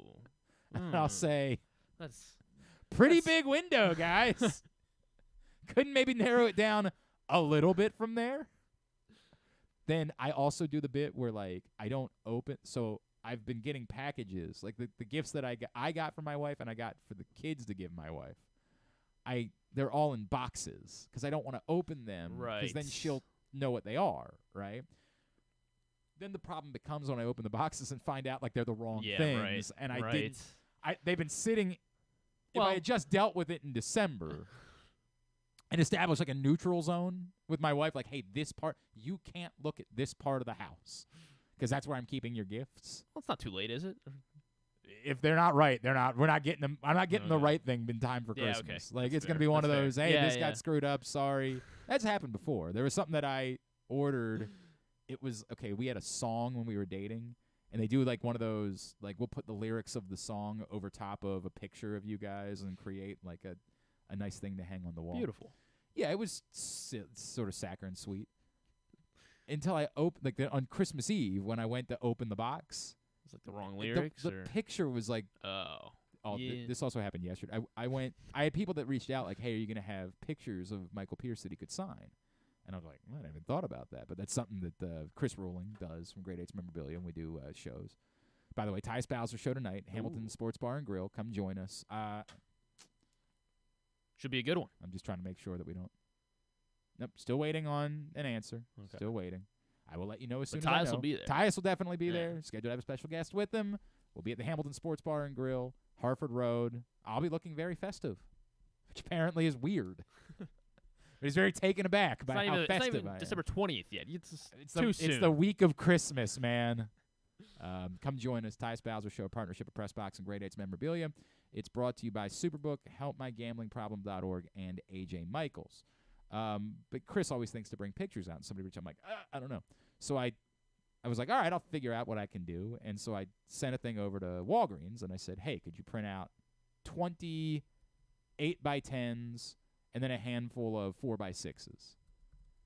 And I show up at Walgreens, and the 4x6s look great, right? And then they show me the 8x10s, and like they're zoomed in to the point they're like so pixelated that you can't. And like the girl's just like, well, that's what the picture looks like. And I pick up the 4x8 and I say, it's the same picture. What do you mean that's what the picture looks like? This and that's the same picture. So you got thrown out of Walgreens, or? I just said I'm not going to buy them. I hadn't prepaid. You pay when you get there. I was like, I'm not purchasing these. And like it was that awkward for like 3 seconds. She's like, I don't care. Like I'm ready for there to be a. Yeah. She's like, I will throw them away. And you realize you're talking to a. This is not Sally probably. Walgreen. Yeah. Like, this is just someone who. I don't give a rat's ass what you do with your life. You can just take them anyway. I don't know. The 4x6s. So. I appreciated that. We had 4x6s for everybody to get signed by Michael Pierce. But yeah, the 8x10s did not look good. And yes, that was sort of what happened on this thing that I had done for my wife a couple years ago, where the picture just did not look good at all. And so had to go back to the drawing board on that one. I had to say, I wrapped it anyway, and I had to say, look, I already pre-ordered it, and I'm having another one sent. I just want you to know I didn't forget about getting you a gift. Like, I did get you a gift, but just it didn't turn out the way that I wanted it to turn out. And if that occurs, I'm going to find out about it on likely Sunday, because I'm going to say to myself, deal with this on Friday, but then I'm going to go do the basketball doubleheader. I'm going to forget all about it, and I'm not going to deal with it. I know myself. It's like offering. So apparently we have so much dessert left over from Thanksgiving. My wife and I are responsible for bringing dessert to our Christmas gathering, which isn't until Tuesday for the family. And I got a text that said, there's so much dessert left over, you really don't need to do anything. So I was like, well, I can do something else. What if I did the bacon-wrapped jalapenos? Everybody enjoys those. Then I realized I bit off more than I can chew. Next Tuesday, we're doing a show. Like, we're coming to work next Tuesday. Yeah. I'm not going to want to leave here and go home and make bacon-wrapped jalapenos for 4 hours and then turn around and go to the Christmas gathering. I do this all the time. I bite off way more than I can chew. And I can chew a lot of bacon-wrapped jalapenos. I know. I assure you that I could do a – man. Can't make them – yeah, I guess. I would. Oh, for Thursday? Not a chance. Not a chance. No, not Thursday. But, like, you couldn't make them the day before. Sunday? It's football day. I want to watch football. No. Wait, when's your Christmas Monday? gathering? Yeah. Well, I'm going to be doing – I got to go with her family on Christmas. Okay. We do Christmas proper with her mom. All right. It's well, maybe another just one of those days later in the week, and you and I'm I expected to – oh, yeah. You and I can just enjoy them, yeah. Sure. I mean, I love doing bacon-wrapped jalapeno. One year, I forgot to wear gloves. Do not forget to wear gloves. For a week. My hands felt when I got together with my family that night, I spent half the night in the bathroom underneath cold water.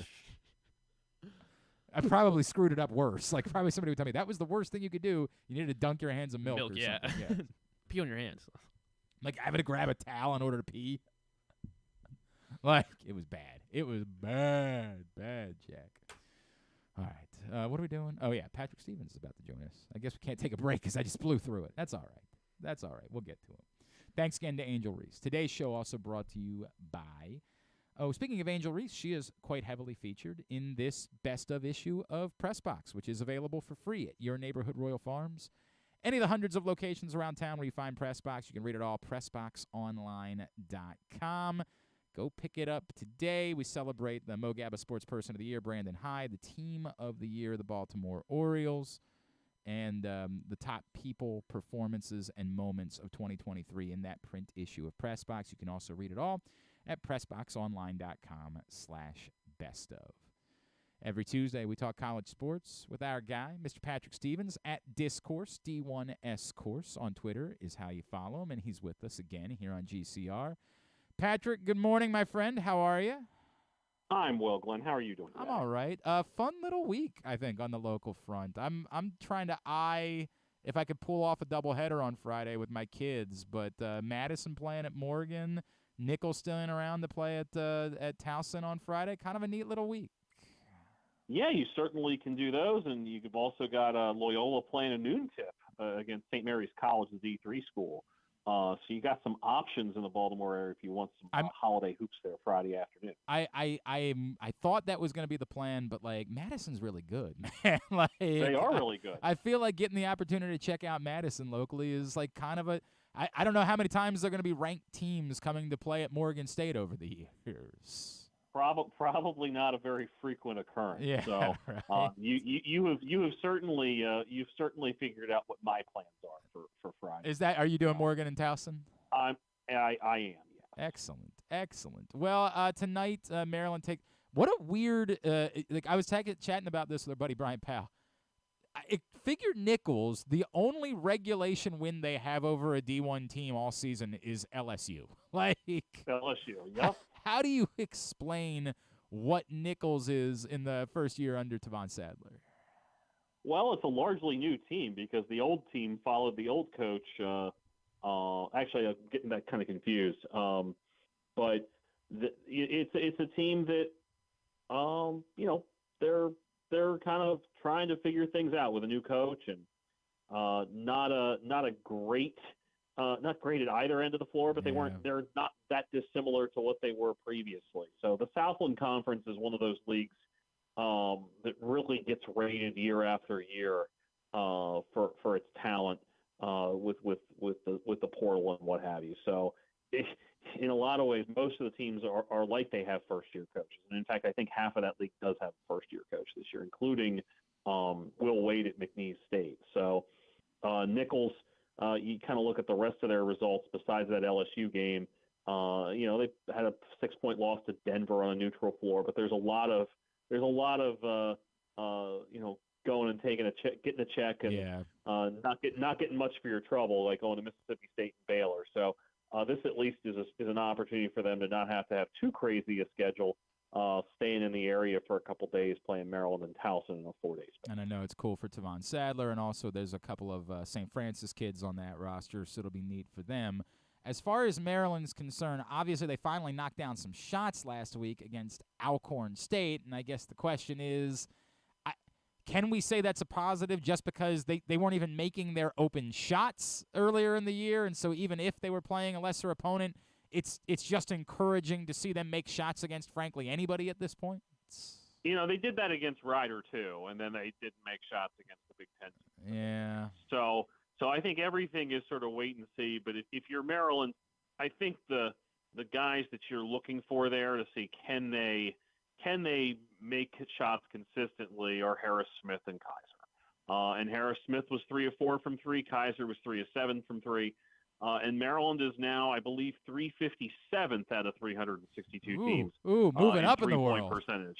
Yeah. Moving up in the world. So that constitutes progress. But at the same time, I think it's very much wait and see. And for their purposes, it's good that they were not remotely threatened in that game. Just kind of handled their business. I wasn't actually at that one. I was at the thrilling Georgetown Coppin State game that same night. But for Maryland, when you looked at it, like they had that thing pretty much in hand, by 10 minutes in essentially. So, and I think your measure of success for tonight is going to be something pretty similar. Can you figure out a way? Maybe it'll take a little bit longer to be in complete control. But your aim tonight is to get through without being threatened and without getting anybody hurt, because there aren't too many more layups after tonight. So obviously the Friday night thing is looming out at UCLA, and we of course remember what happened when those teams got together last year, and that was a Maryland team that was actually playing good basketball at that point last year, and then they got shellacked at home. UCLA has played a daunting schedule, and they have taken their lumps. What do we know about UCLA? I assume we still think they're a pretty good team, despite the fact that they've suffered a couple of losses here. Well, they look a little bit more like your standard issue traditional Cincinnati Mick Cronin team, as opposed to the monster that they were the last couple years at the offensive end. I mean, this is a team that's going to lock down on defense. They don't have a guy like a Jaquez, right, or somebody like that that's just going to completely take your breath away. But they still have some dudes. I mean, Adam Bona's still an exceptional player. They've got enough guys there that they can create problems. They were in it against Villanova up until the last 4 minutes. They played Gonzaga to a 4-point game out in Maui in that consolation bracket. So. Their losses are not what you would sit there and go, oh, my gosh, this is terrible. They lost by 2 to Marquette, by 4 to Gonzaga, by 9 at Villanova, and by 7 to Ohio State. So what we know about them is that they're probably not quite like a top 30 team. and none of their wins actually tell us a whole lot either. I mean, none of those teams, St. Francis, Lafayette, LIU, Chaminade, UC Riverside. If anything, the most revealing of the whole bunch might be only beating Riverside by a point at home. So this is not as good a UCLA team, but they will be at home. Maryland has to travel to the West Coast, something to get used to here in the coming years. But I would say that this is a game that UCLA probably should win. It's probably going to be a game that we look up and see the final score be something like 65-59 or something like that. So, Patrick Stevens with us here on GCR. You mentioned 65-59. A couple weeks ago, that's what we thought all of the Towson games were going to be moving forward. Mm-hmm. And then, as you pointed out, in those big wins they got, they scored some more points. And then I know they took an L. Do we just assume at this point that they're not going to be playing that previous style of basketball moving forward? It's just going to be much more up-tempo moving. Well, it's going to be at least somewhat more up-tempo because it almost can't be any slower than what it was previously. They are still the slowest-paced team in America at this point. Wow. Wow. Even with those last three games. And in fact, the two games where they put up 80 and 1, those were still games that had possessions in the mid to high 60s. The double overtime game against Bryant was in the mid-90s. And Bryant certainly had something to do with that. So we did get to see the debut of Nenda Tark as a Towson Tiger. Go ahead and thank the NCAA's opening, or the decision against the NCAA, the court ruling against the NCAA. Which, by the way, if the NCAA can't establish rules about eligibility, then what really is the point of the NCAA? I'm glad you asked that question because it was a thought that I had as well. I mean, that kind of basically was a judge saying, well, what's the point of you? And I think that there are issues that are going to reverberate from years to come. But in any case, Towson does get Nicholls State, and they'll be rested too. It'll be their first game since Saturday, and Nicholls will have obviously played at Maryland tonight. So that's an opportunity for Towson to get back to 500. They'll finish non-conference with a non-D1 on December 30th. And so I think the next two games for Towson are about sort of further integrating Nenda Tark into the system. He didn't play a ton the other night against Bryant, but he played some. He played, I think, 16 minutes or so, had 3 points. I mean, he kind of put up the sort of stat line you would expect from somebody who hadn't played a competitive game all season. So, but I do think that is a big asset for them moving forward, simply to have somebody that can handle the ball, somebody extra. And now they've got a couple more games to kind of integrate him before things really start to count for good when they get into CAA play. On the national front, obviously, quite the statement from Purdue in their win over Arizona. And not only that, staying in the Big Ten, I remember we were talking just last week about, hey, maybe we start wondering about Michigan State. Well, they bounced back pretty nicely. Yeah, I mean, Purdue, you take away from that Purdue-Arizona game that both of those teams can play offense, right? Yeah. Like that's one of the big things there. And I think the thing you definitely take away for Purdue, the question coming out of last year was, well, how good are those guards going to be? Well, Braden Smith had 26 and Fletcher Lawyer had 27 against one of the best teams in the country. So a very good sign for Purdue on that front. I wouldn't be too disappointed in Arizona. 29 points from Caleb Love in that game. They're going out. They had to travel to Indianapolis to play it. Maybe would have liked it to have been down to the absolute wire, but overall, Arizona wasn't going to run the table. Can't be too upset if you're Arizona about going out and having a decent showing. And as for Michigan State, yeah, you go out and you've slogged along and you haven't played terribly well, and then you just blast Baylor by 24 in Detroit. So at the very least, that gives Michigan State something on its non-conference resume that it absolutely didn't have to that point. And so, you look at the state of the Big Ten. I mean, I remain unconvinced that there's that many really good teams in the conference. I think Wisconsin's decent. I think Illinois is decent, and Purdue's obviously really good. But I'm not completely sold on anybody else at this stage. So, if you told me that Michigan State, despite that 0-2 start in the league, ends up 13-7 or 14-6, it wouldn't surprise me in the slightest. There's certainly plenty of time for that team to get things together. And now that we've seen kind of peak, or at least a better version of them. It's a little easier to imagine them being able to overcome that shaky start. Anything else on either the local or national front that we didn't mention that we should talk about? No, I don't think there's too much. I'll point out that I made a little field trip out to St. Francis, Central right? Pennsylvania. Yeah. So and Mount St. Mary's had just a weird game. They were up 40-15 at halftime.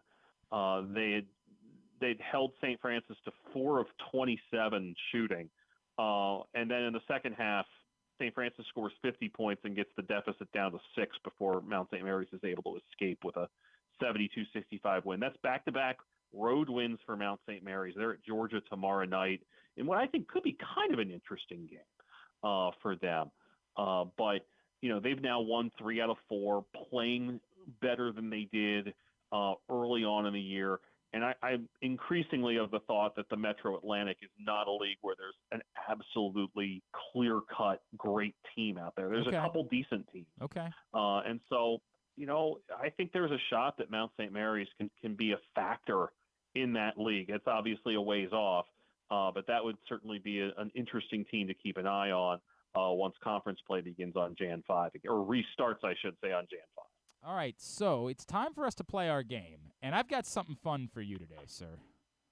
Okay. So, I've been throwing in managers the last couple of weeks just because it worked out so well and you did so well with it. And I happen to notice there's someone that would have qualified for our initial list that also qualifies as a manager.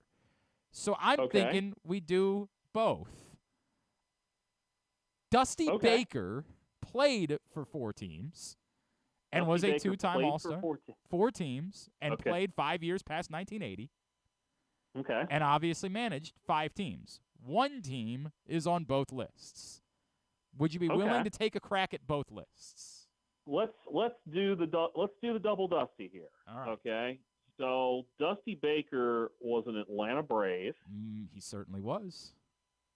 And he was an LA Dodger. He certainly was. He was a Oakland Athletic at the very end. 2 years at the end of his career with the Athletics. And so let me go and was his other team the Giants? It certainly was, which is the double because obviously that's where he began his managerial career. So he would be for the Giants 1993 to 2002. Yep. And then it's off to the Cubs. Is ridiculous. Yeah. Cubs from 03 to 06. What the hell? Yes. Are we looking at Cincinnati from 07 to 10? It was 08. 08, and actually he was there until 13. But still, my God. Yes. And then it's off to Washington for 2016 and 17. Yep. And then Houston 2020 to 2023. That was art, what just occurred here. That was art, what just happened. That is splendid. I almost don't even want to do anything else. I just sort of want to leave. You want to try the 4 teams for Ray Durham for fun? 4 teams for Ray Durham, huh? Yeah. Well, he was definitely a White Sox and definitely a Giant. Those were the 2 that I knocked out immediately as well. The other 2, one was a trade deadline thing in 02. The other was a trade deadline thing in 08. 2 trade deadline things, huh? Yeah. For Ray Durham. Yeah. Let's toss out. Was he a Brave? Not a Brave, no. Not a Brave. And how about a Red Sox? No, so ironically, I remembered them both afterwards, but I wouldn't have gotten. It was the Athletics in 02 and the Brewers in 08 were the 2 trade deadline acquisitions. I totally do not remember. I mean, I can vaguely recall Ray Durham as an A. Yeah. But the Brewers thing, no way. I was still playing MLB video games at that point in my life, and I loved Ray Durham. It's a weird thing. He was a cheat code in some of these games for whatever reason. He was a hell of a player. All right. You said Friday. What else is on the docket for you this week, sir? We'll be at Maryland tonight to see them play Nicholls State, and then GW and Alcorn State Thursday afternoon, and then Trip up to Mount St. Mary's to close out the pre-Christmas slate. They play LIU and Rod Strickland's team. Nice. Head coach of the Sharks. They come back, a former NEC school, paying a visit to the Mount on Saturday afternoon. Former Washington Bullet Rod Strickland coming back to town. All right, at Discourse, D1S Course is how you follow him. Washington Post to see his stuff. Patrick Stevens, Merry Christmas, my friend. We will talk to you again next week. Thank you, as always, taking the time for us. Awesome, Glenn, and Merry Christmas to you as well. Patrick Stevens with us as he is every Tuesday here on GCR. We'll grab a break. When we come back in, we'll get you set for Waiver-Wire Wednesday if you're still alive in the playoffs. Talk about that next with our guy, Joe Serpico from PressBox here on GCR. Brace yourselves for an unparalleled game day experience at the new Green Turtle Bet Park Sportsbook in Canton and Towson. Experience the thrill of live in-person betting with Baltimore's only state-of-the-art Vegas viewing TV experience. Choose between a person-to-person experience with their on-site tellers or the convenience of their self-bet kiosks to place your bets. Gather your betting buddies and head over to the Green Turtle Bet Park Sportsbooks today. Green Turtle Bet Park Sportsbooks in Towson and Canton, the ultimate destination for game day excitement, great food, and live in-person betting. Must be 21. Please play responsibly. Gambling problem? Go to mdgamblinghelp.org. The latest edition of PressBox is available now, and it's our very special annual Best Of issue. On the cover, we celebrate Orioles manager Brandon Hyde as our Mo Gabba Sports Person of the Year, and the Orioles as our Team of the Year, with Stan the Fan Charles and Glenn Clark sitting down with Hyde to discuss his role in creating the culture that defined the Orioles' magic season. Also inside, we recognize the top people, performances, and moments of 2023. PressBox is available for free at over 500 area locations, including 60 Royal Farm stores, and you can always find the entire edition as well as the best daily coverage of the Ravens, Terps, and O's at PressBoxOnline.com. Visit Harford County. Gear up for the holidays by supporting local with Small Business Saturday on November 25th. Take in the dazzling sights of the season with a Ladue Christmas at Ladue Topiary Gardens. Enjoy holiday lights, sing along to holiday songs, reserve a carriage ride, and sit on Santa's lap in Bel Air's Winter Wonderland, happening every Saturday from November 25th until December 16th. Nothing sparks that holiday joy quite like a festive parade. Head to visitharford.com and click on Events to see the full list of parades and so much more. In Maryland, you're welcome. Gambling can be a fun and entertaining experience, but there are risks involved. If you're planning on betting on the game at the casino or on your phone or computer, know your limit, stay within it. Set a budget and a time to stop. Remember, gambling isn't a financial solution, and it doesn't mix well with alcohol or drugs. Know the risks and have a plan before you begin gambling. For free and confidential services, call 1-800-GAMBLER 24/7 or go to helpmygamblingproblem.org. There's so much focus on sports betting these days, but I want to talk about an area that nobody wants to gamble on, where you choose to go out and spend your hard-earned dollars to eat. The Costas Inn is no gamble at all. The quality on their menu is outstanding, and the value is off the charts with a great and varied list of specials Monday through Friday. And the staples of the menu, whether it's salads, burgers, fish, they're all fantastic. And I haven't even mentioned the crabs or crab cakes yet. So check out the menu for yourself at CostasInn.com. When choosing a place to dine, never gamble on the food you put in your belly. The Costas Inn at 4100 North Point Boulevard, or call 410-477-1975 for reservations and your steamed crab orders. 6 chicken tenders made from fresh, never frozen Royal Farms world-famous chicken, a family-sized order of Western fries, honey mustard dipping sauce, and a 2-liter bottle of Dr. Pepper. It's Royal Farms' new Tucker's Tenders Meal. It's Justin Tucker's favorite, and at only $19.99, it'll be your favorite meal too. The new Tucker's Tenders Meal, available only at Royal Farms. Now you can kick back, relax, and eat like a champion. Real fresh, real fast, Royal Farms. Come for a game, stay for everything else. Book an unforgettable fall getaway in Charm City. Enjoy only in Baltimore festivals, mouthwatering eats, and endless entertainment. Treat yourself to a staycation in the heart of downtown, or try one of the city's many charming neighborhood hotels. And don't miss out on packages for free parking, breakfast, and more. Plan your stay at baltimore.org/hotels. Don't forget about Project Game Day after every Ravens game this season. It's kind of like this show, except Rita's also there, so I actually think it's pretty good. But hey, you're already here now, so why don't you go ahead and keep listening to GCR. All right, back in here as we continue along on a Tuesday edition of GCR. Thanks again to Angel Reese and Patrick Stevens for joining us in that last segment. Reminder that Project Game Day will be with you. We're not taking Christmas off. We're getting together. Femi and Rita, well, Rita's going to the game, so I think she'll be sober-ish.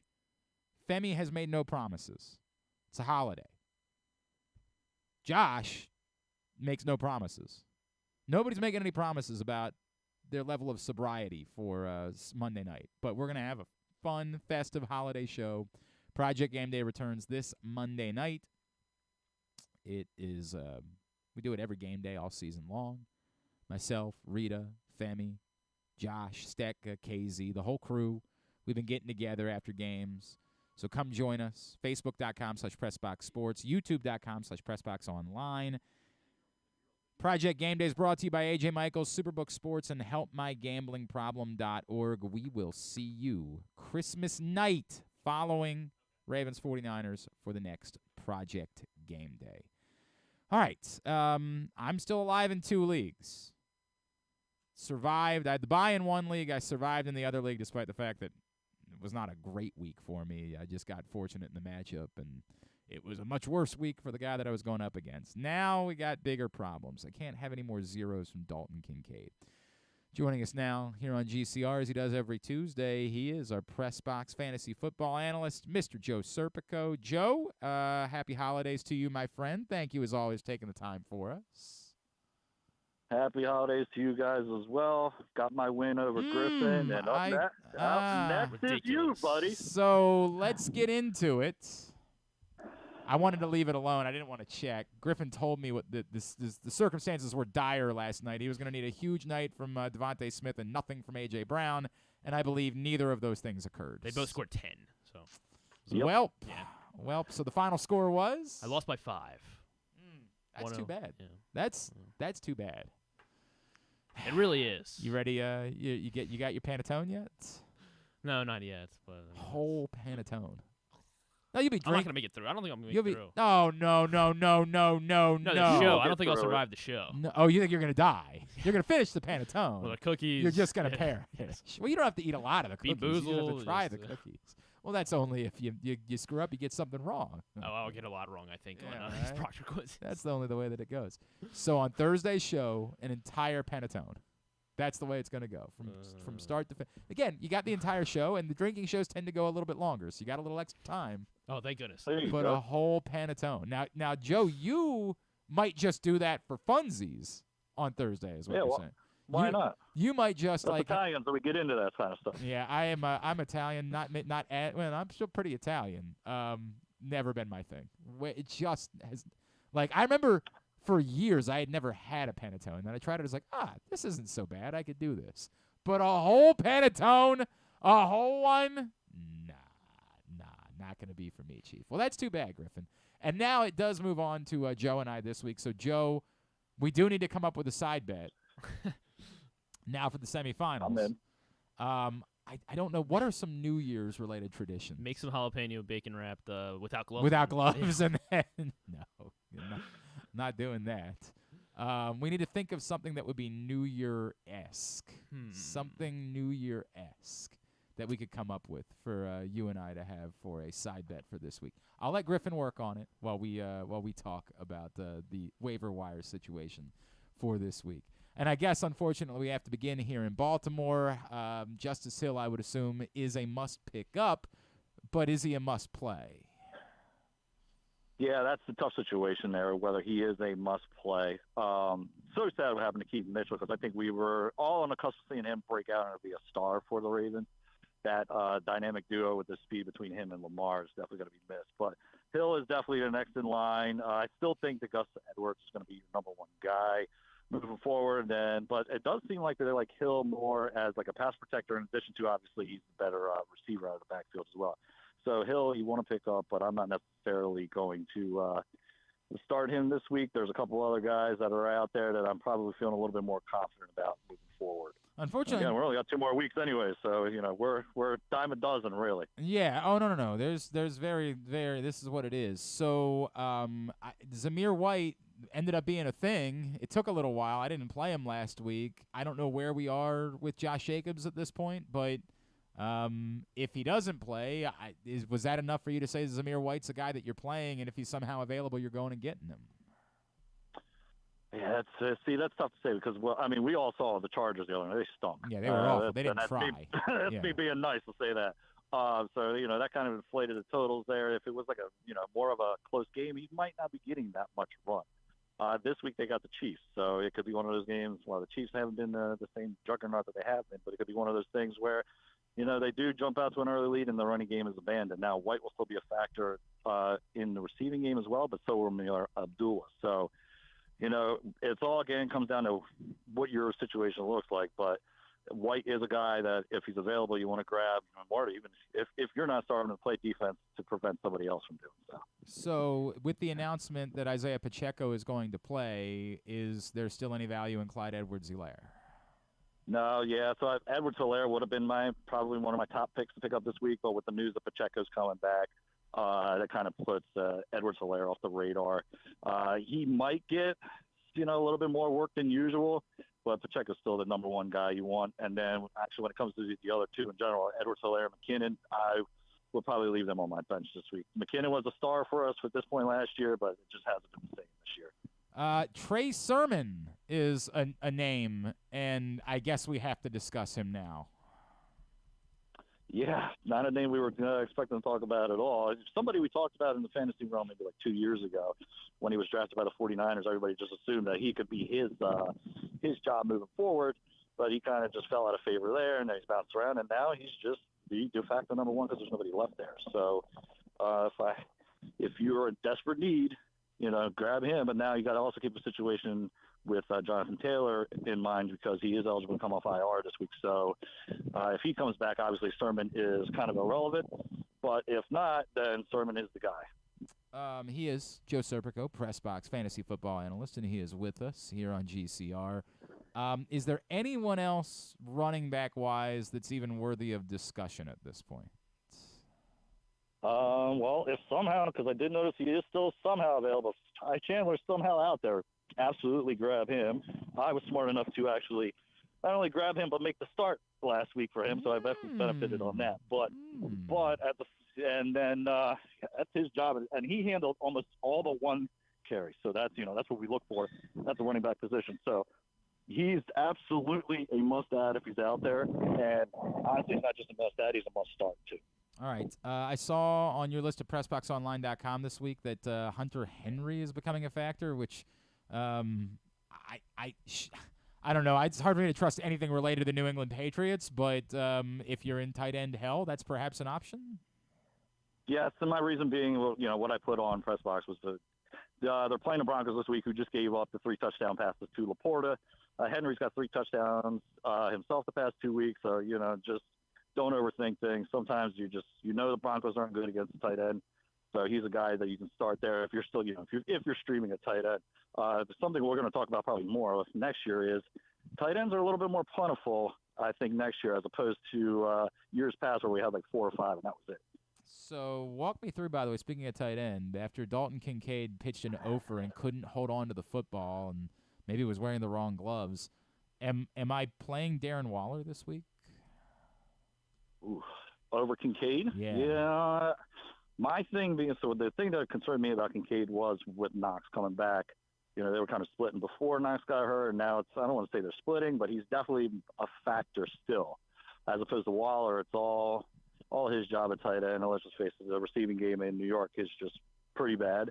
So Waller is pretty much sort of de facto number one receiver. So I would definitely start probably Waller over Kincaid for the reasons I just said. More, but Knox. Knox is the main reason why Kincaid has kind of been bumped down in my rankings. I don't want to say significantly because there is, again, only so many tight ends. Let's say there's 12, but it's the first time we can say there's 12.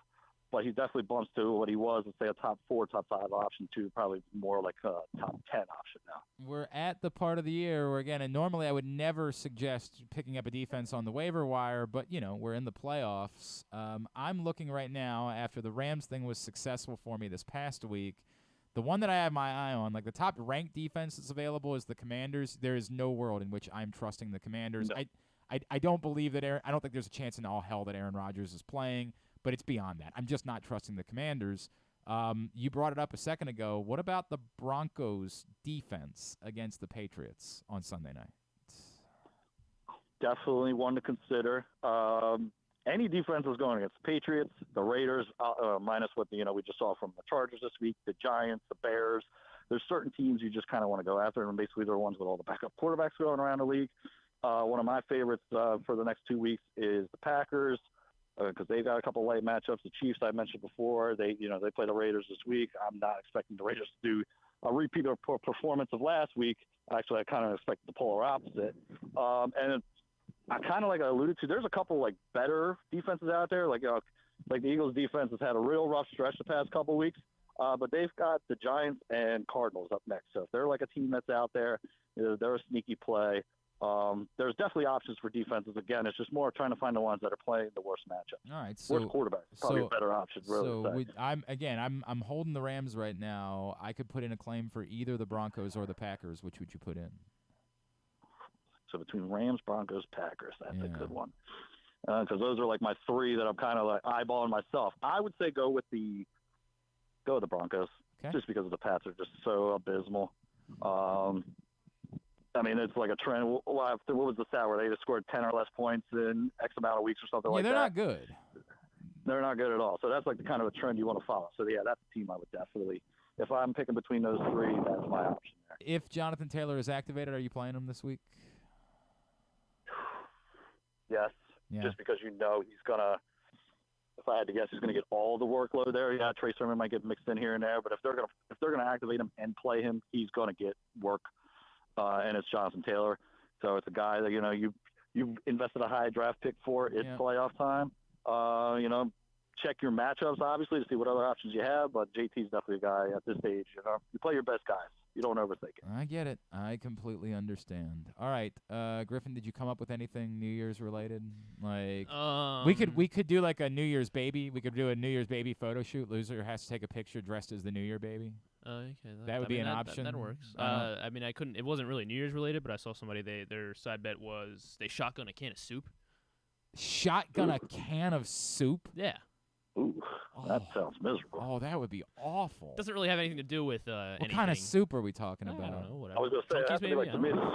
Yeah, I don't think you can do. Yeah, I think it's got to be. All right, then I guess tomato. Yeah, so some tomato paste. Shotgun a can of tomato soup.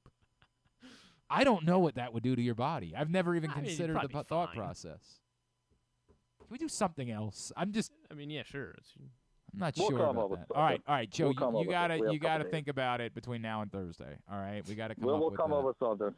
All right. Worst case scenario, we just do drinks. The drinks are New Year's related. That's true, but I want to do something. I want to have it be creative. I want it to be content. I like all of that. I just don't.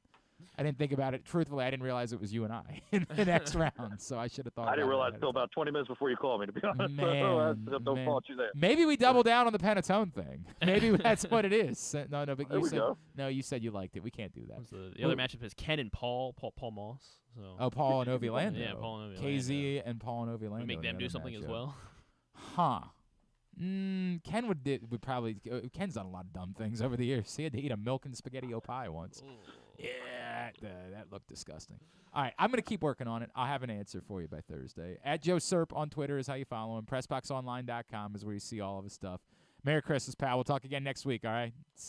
Absolutely, guys. Take care. Thanks, brother. Joe Serpico with us here on GCR, getting us ready for Waiver-Wire Wednesday. As always, he's brought to you by Live Casino and Hotel. Griffin, what's going on? You need to turn your microphone on. They have the second chance to win drawing. That's been all football season long. Time's winding down, though, because between now and January 4th, 2024, all Live Casino and Hotel Maryland Rewards members will be able to enter their losing bet slips into the second chance to win drum, because you can turn losses into winning opportunities. And then 2 nights a week, 20 different winners will be chosen up until January 4th, 2024. Prizes will range from Live Casino and Hotel Maryland apparel, sports and social ultimate happy hour, plus cash and free play worth up to $500. Drawings will be held every Thursday and Monday over at the FanDuel Sportsbook at Live Casino in Hotel Maryland. Again, January 4th, 2024. That is the last day to get in on this. So get I over would take there. advantage of it as soon as possible. Absolutely. At Arundel Mills, must be 21. Please play responsibly. For help, visit mdgamblinghelp.org or call 1-800-GAMBLER. It's bowl season. These are the types of days where like it's just really pleasant to go sit in a sports book. Like just you take a Saturday, games that you otherwise wouldn't care about. Unless you had Old Dominion. Well, I guess that's the reason that you do That's this. what you don't care about these games. They don't mean anything to you, but you go hang out in the sports book and have a couple of drinks, hang out with the boys, and all of a sudden it's just a very different type of day, and you find out just how badly you care about what. There's a bowl game today, too, isn't there? It is. It's a late one, though. It's 9 p.m. start. It's UTSA. It's a Frisco Bowl. The Frisco Bowl. You throw out all the records. I like UTSA comes to big. The Frisco Bowl. Yeah? Yeah. You're all over that? I like the runners. You gonna do show in the underwear if the runners don't cover? No. What is that? No. Why are you all of a sudden afraid of... I think they will cover. Doesn't mean anything if you don't put anything behind it. Doesn't have to be your underwear. Well, but you think get a about scoop of Crisco since it's the Frisco Bowl. What do you want? Just telling you what I like. UTSA. You like sitting around eating Crisco? No, I don't. That's why I put it on the line. We'll come back in. Do it. We'll get a tidbit. We'll get two bit to wind things down for a Tuesday edition of GCR. What's up, everyone? It's Tyus Bowser, and I've had so much fun hanging out with Rita and putting up with Glenn the last couple years that I've decided to do it again. Season 3 of the Tyus Bowser Show is happening this year, as we'll be all over town, giving you the chance to get to know me and some of my teammates. As we talk football, life in general, and just say what needs to be said. You can find out more about the show by going to PressBoxOnline.com/Bowser. If you don't live in the area, you can watch the shows live on Facebook and YouTube. And if you miss one, you can listen Friday nights at 105.7 The Fan. So we'll see you all season long for the Tyus Bowser Show, a partnership of PressBox and Great Ace Memorabilia. The next Tyus Bowser Show is Tuesday, December 19th at the Hamilton Sports Bar and Grill on Harford Road. It's brought to you by Superbook, AJ Michaels, and HelpMyGamblingProblem.org. Why bet with the big boys this football season? Instead, try your hand with the local book, Superbook Sports, this fall. Superbook Sports is the book next door. Just a dedicated team of the best odds makers in Las Vegas, making sure you get the best prices and parlays anywhere. And now, Superbook will give you a bonus of up to $250 when you sign up and wager on the same day and use the promo code GlennClark23, GLENNCLARK23. So bet with the best and use the promo code GlennClark23 this football season with Superbook Sports. Visit Superbook.com for terms and conditions. Gambling problem? Call 1-800-GAMBLER. There's so much focus on sports betting these days, but I want to talk about an area that nobody wants to gamble on, where you choose to go out and spend your hard-earned dollars to eat. The Costas Inn is no gamble at all. The quality on their menu is outstanding, and the value is off the charts with a great and varied list of specials Monday through Friday. And the staples of the menu, whether it's salads, burgers, fish, they're all fantastic. And I haven't even mentioned the crabs or crab cakes yet. So check out the menu for yourself at CostasInn.com. When choosing a place to dine, never gamble on the food you put in your belly. The Costas Inn at 4100 North Point Boulevard, or call 410-477-1975 for reservations and your steamed crab orders. What company has the expertise to make your home healthier by purifying your air and killing all viruses, allergens, and bacteria? A.J. Michaels, Heating and Air Conditioning in Baltimore and Annapolis, ajmichaels.com. Visit Harford County. Gear up for the holidays by supporting local with Small Business Saturday on November 25th. Take in the dazzling sights of the season with a Ledoux Christmas at Ledoux Topiary Gardens. Enjoy holiday lights, sing along to holiday songs, reserve a carriage ride, and sit on Santa's lap in Bel Air's Winter Wonderland, happening every Saturday from November 25th until December 16th. Nothing sparks that holiday joy quite like a festive parade. Head to visitharford.com and click on Events to see the full list of parades and so much more. In Maryland, you're welcome. Whether your focus is luxury and comfort, convenience and technologically advanced connectivity, or sporty performance and aggressive styling, we've got the perfect Highlander for you. Check out buyatoyota.com for deals on new Highlanders from your local Toyota dealer today. Hey Ravens fans, looking for the perfect new game day brew? Get a Guilford, Baltimore's finest craft beer during the next home game at the bank. That's not all. Gather your flock next home game and check out Guilford Hall Brewery's brand new bar, the Gilly Nest, located near Section 505. No tickets? No problem. Enjoy all Ravens games all season long at our restaurant and brewery in Station North. Guilford Hall Brewery, European tradition, Baltimore charm. Sure, Glenn may be in his 40s now, but he looks just as good as he ever has, and he's still as sharp as he ever was. And I say both those things without even a shred of irony. Find out for yourself right now by watching the show at facebook.com/PressBoxSports or youtube.com/PressBoxOnline. All right, we are winding down for a Tuesday edition of the program. Let's get a tidbit. Tidbit is brought to you today by your local Toyota dealer, buyatoyota.com. The Toyota Tacoma comes in a range of models and trim lines, so you can choose the perfect Tacoma to reflect your unique personality and driving habits. Check out buyatoyota.com for deals on new Tacomas from your local Toyota dealer today. There is one player in the NFL this season that has at least 10 tackles for loss as well as 10 pass defenses. Is it Kyle Hamilton? It is. Yeah. Kyle Hamilton. He is the only player in the NFL this season to do that. So, I mean, guy's pretty good. He's been unbelievable. It's a good thing. I like that we have him. Yeah. Yeah. Last night, Drew Lock, he did something that had not been done since 1992. He got the ball back while down 4 or more points with under 2 minutes left. Okay. And then led the team on a game-winning 90-yard drive, 90-yard touchdown drive, and capped it off with a 25-yard touchdown pass. Those 3 things. It's kind of specific. Yeah. Well, it had happened before. Yeah. The last time it happened was Brett Favre in 1992, Ah. also coming off the bench. Noted bad person. Right, yeah. Yes. Also coming off the bench as he went on to start over 300 games, including the playoffs, consecutively. So maybe Drew Lock will have a Brett Favre-like turn in his career. Yeah, I'd be very surprised. Well, but, not all the Brett Favre stuff, but right, just mean from the football standpoint. Yeah, still would be very surprised. Would be less surprised by the other thing than I would be by that thing. Not that I think that Drew Lock's a bad guy. Not that I'm saying that. Yeah. So which is more likely? That's what we're saying. I think that one unfortunately is more likely than the other. But I think it's like a 1% chance that he becomes Brett Favre on the football field, and like a 1.4% chance that he becomes Brett Favre. Or the chance he becomes both. 0.00000. Jared Goff had 5 touchdowns and 0 interceptions on Saturday in their win. It his second game doing that. 5 touchdowns, 0 interceptions. Ties him with like 8 guys to do it twice. There are 9 quarterbacks who have had 3 such games of 5 touchdowns and no interceptions. Peyton Manning. I believe he has to be on the list. You're the one that has the list. Yeah, sorry, I click out of it. Yes, Peyton is on the list. Okay. 5 such games. Ties him for 3rd. Ben Roethlisberger. Ben Roethlisberger also has 5. So, yes.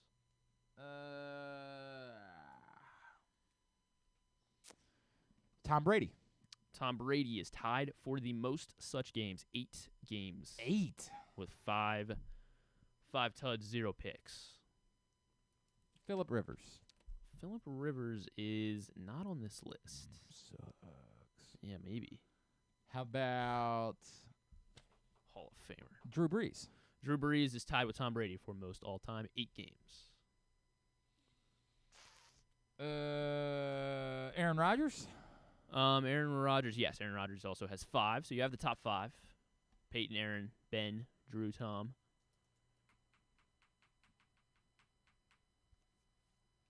Is Pat Mahomes? Patrick Mahomes, yes, 4. Next 4 guys all active. Oh, all active. Well, that makes it a lot easier. Yeah. Can't keep it in your pants. Sorry. All active. Stafford? Not Matt Stafford. All active. Joe Burrow? Not Joe Burrow. Russell Wilson? Russell Wilson has 4, tied with Mahomes. 2 other guys have 3 such games.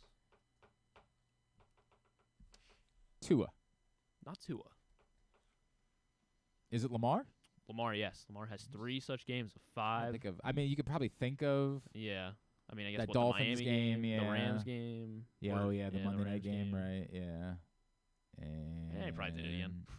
Well, that's, Well, why am I not that thinking Browns of- game? Oh, What was maybe. the stats in that Browns game? I don't know if maybe. he turned it over. Yeah. I don't know. And Josh Allen? Not Josh Allen. And It's gonna what? I hate to end it on this guy. Oh.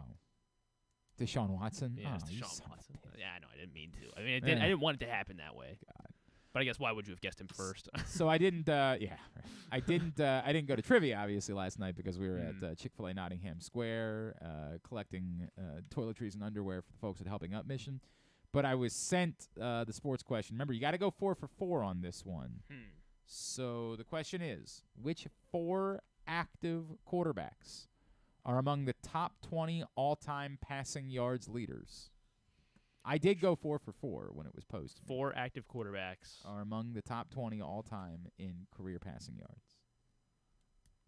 Russell Wilson is in the top 4. And is one of the 4. Active guys. Mm-hmm. Stafford. Stafford is one of them. So Stafford, Russ. These are active quarterbacks. Mm-hmm. We're like on to this new wave. So gotten 2. Mahomes isn't already there. He might be, but I'm not guessing that. What is that? I just wanted to man, who is active in his band? I can't even think of like the longest tenured quarterbacks right now for some reason. What? You got 2. No, not Jameis, not Derek Carr either. But just because because they've been around. You're not watching. I'm doing a weird like, the Rock thing. Looks like a Popeye almost. Yeah, right. Man, top 20. Yes, top so, like 20 that, all time. And since we are like in a I mean, you could also Jared call Goff. it no, Jared Goff is not on the list. Darn it. So you would have not won.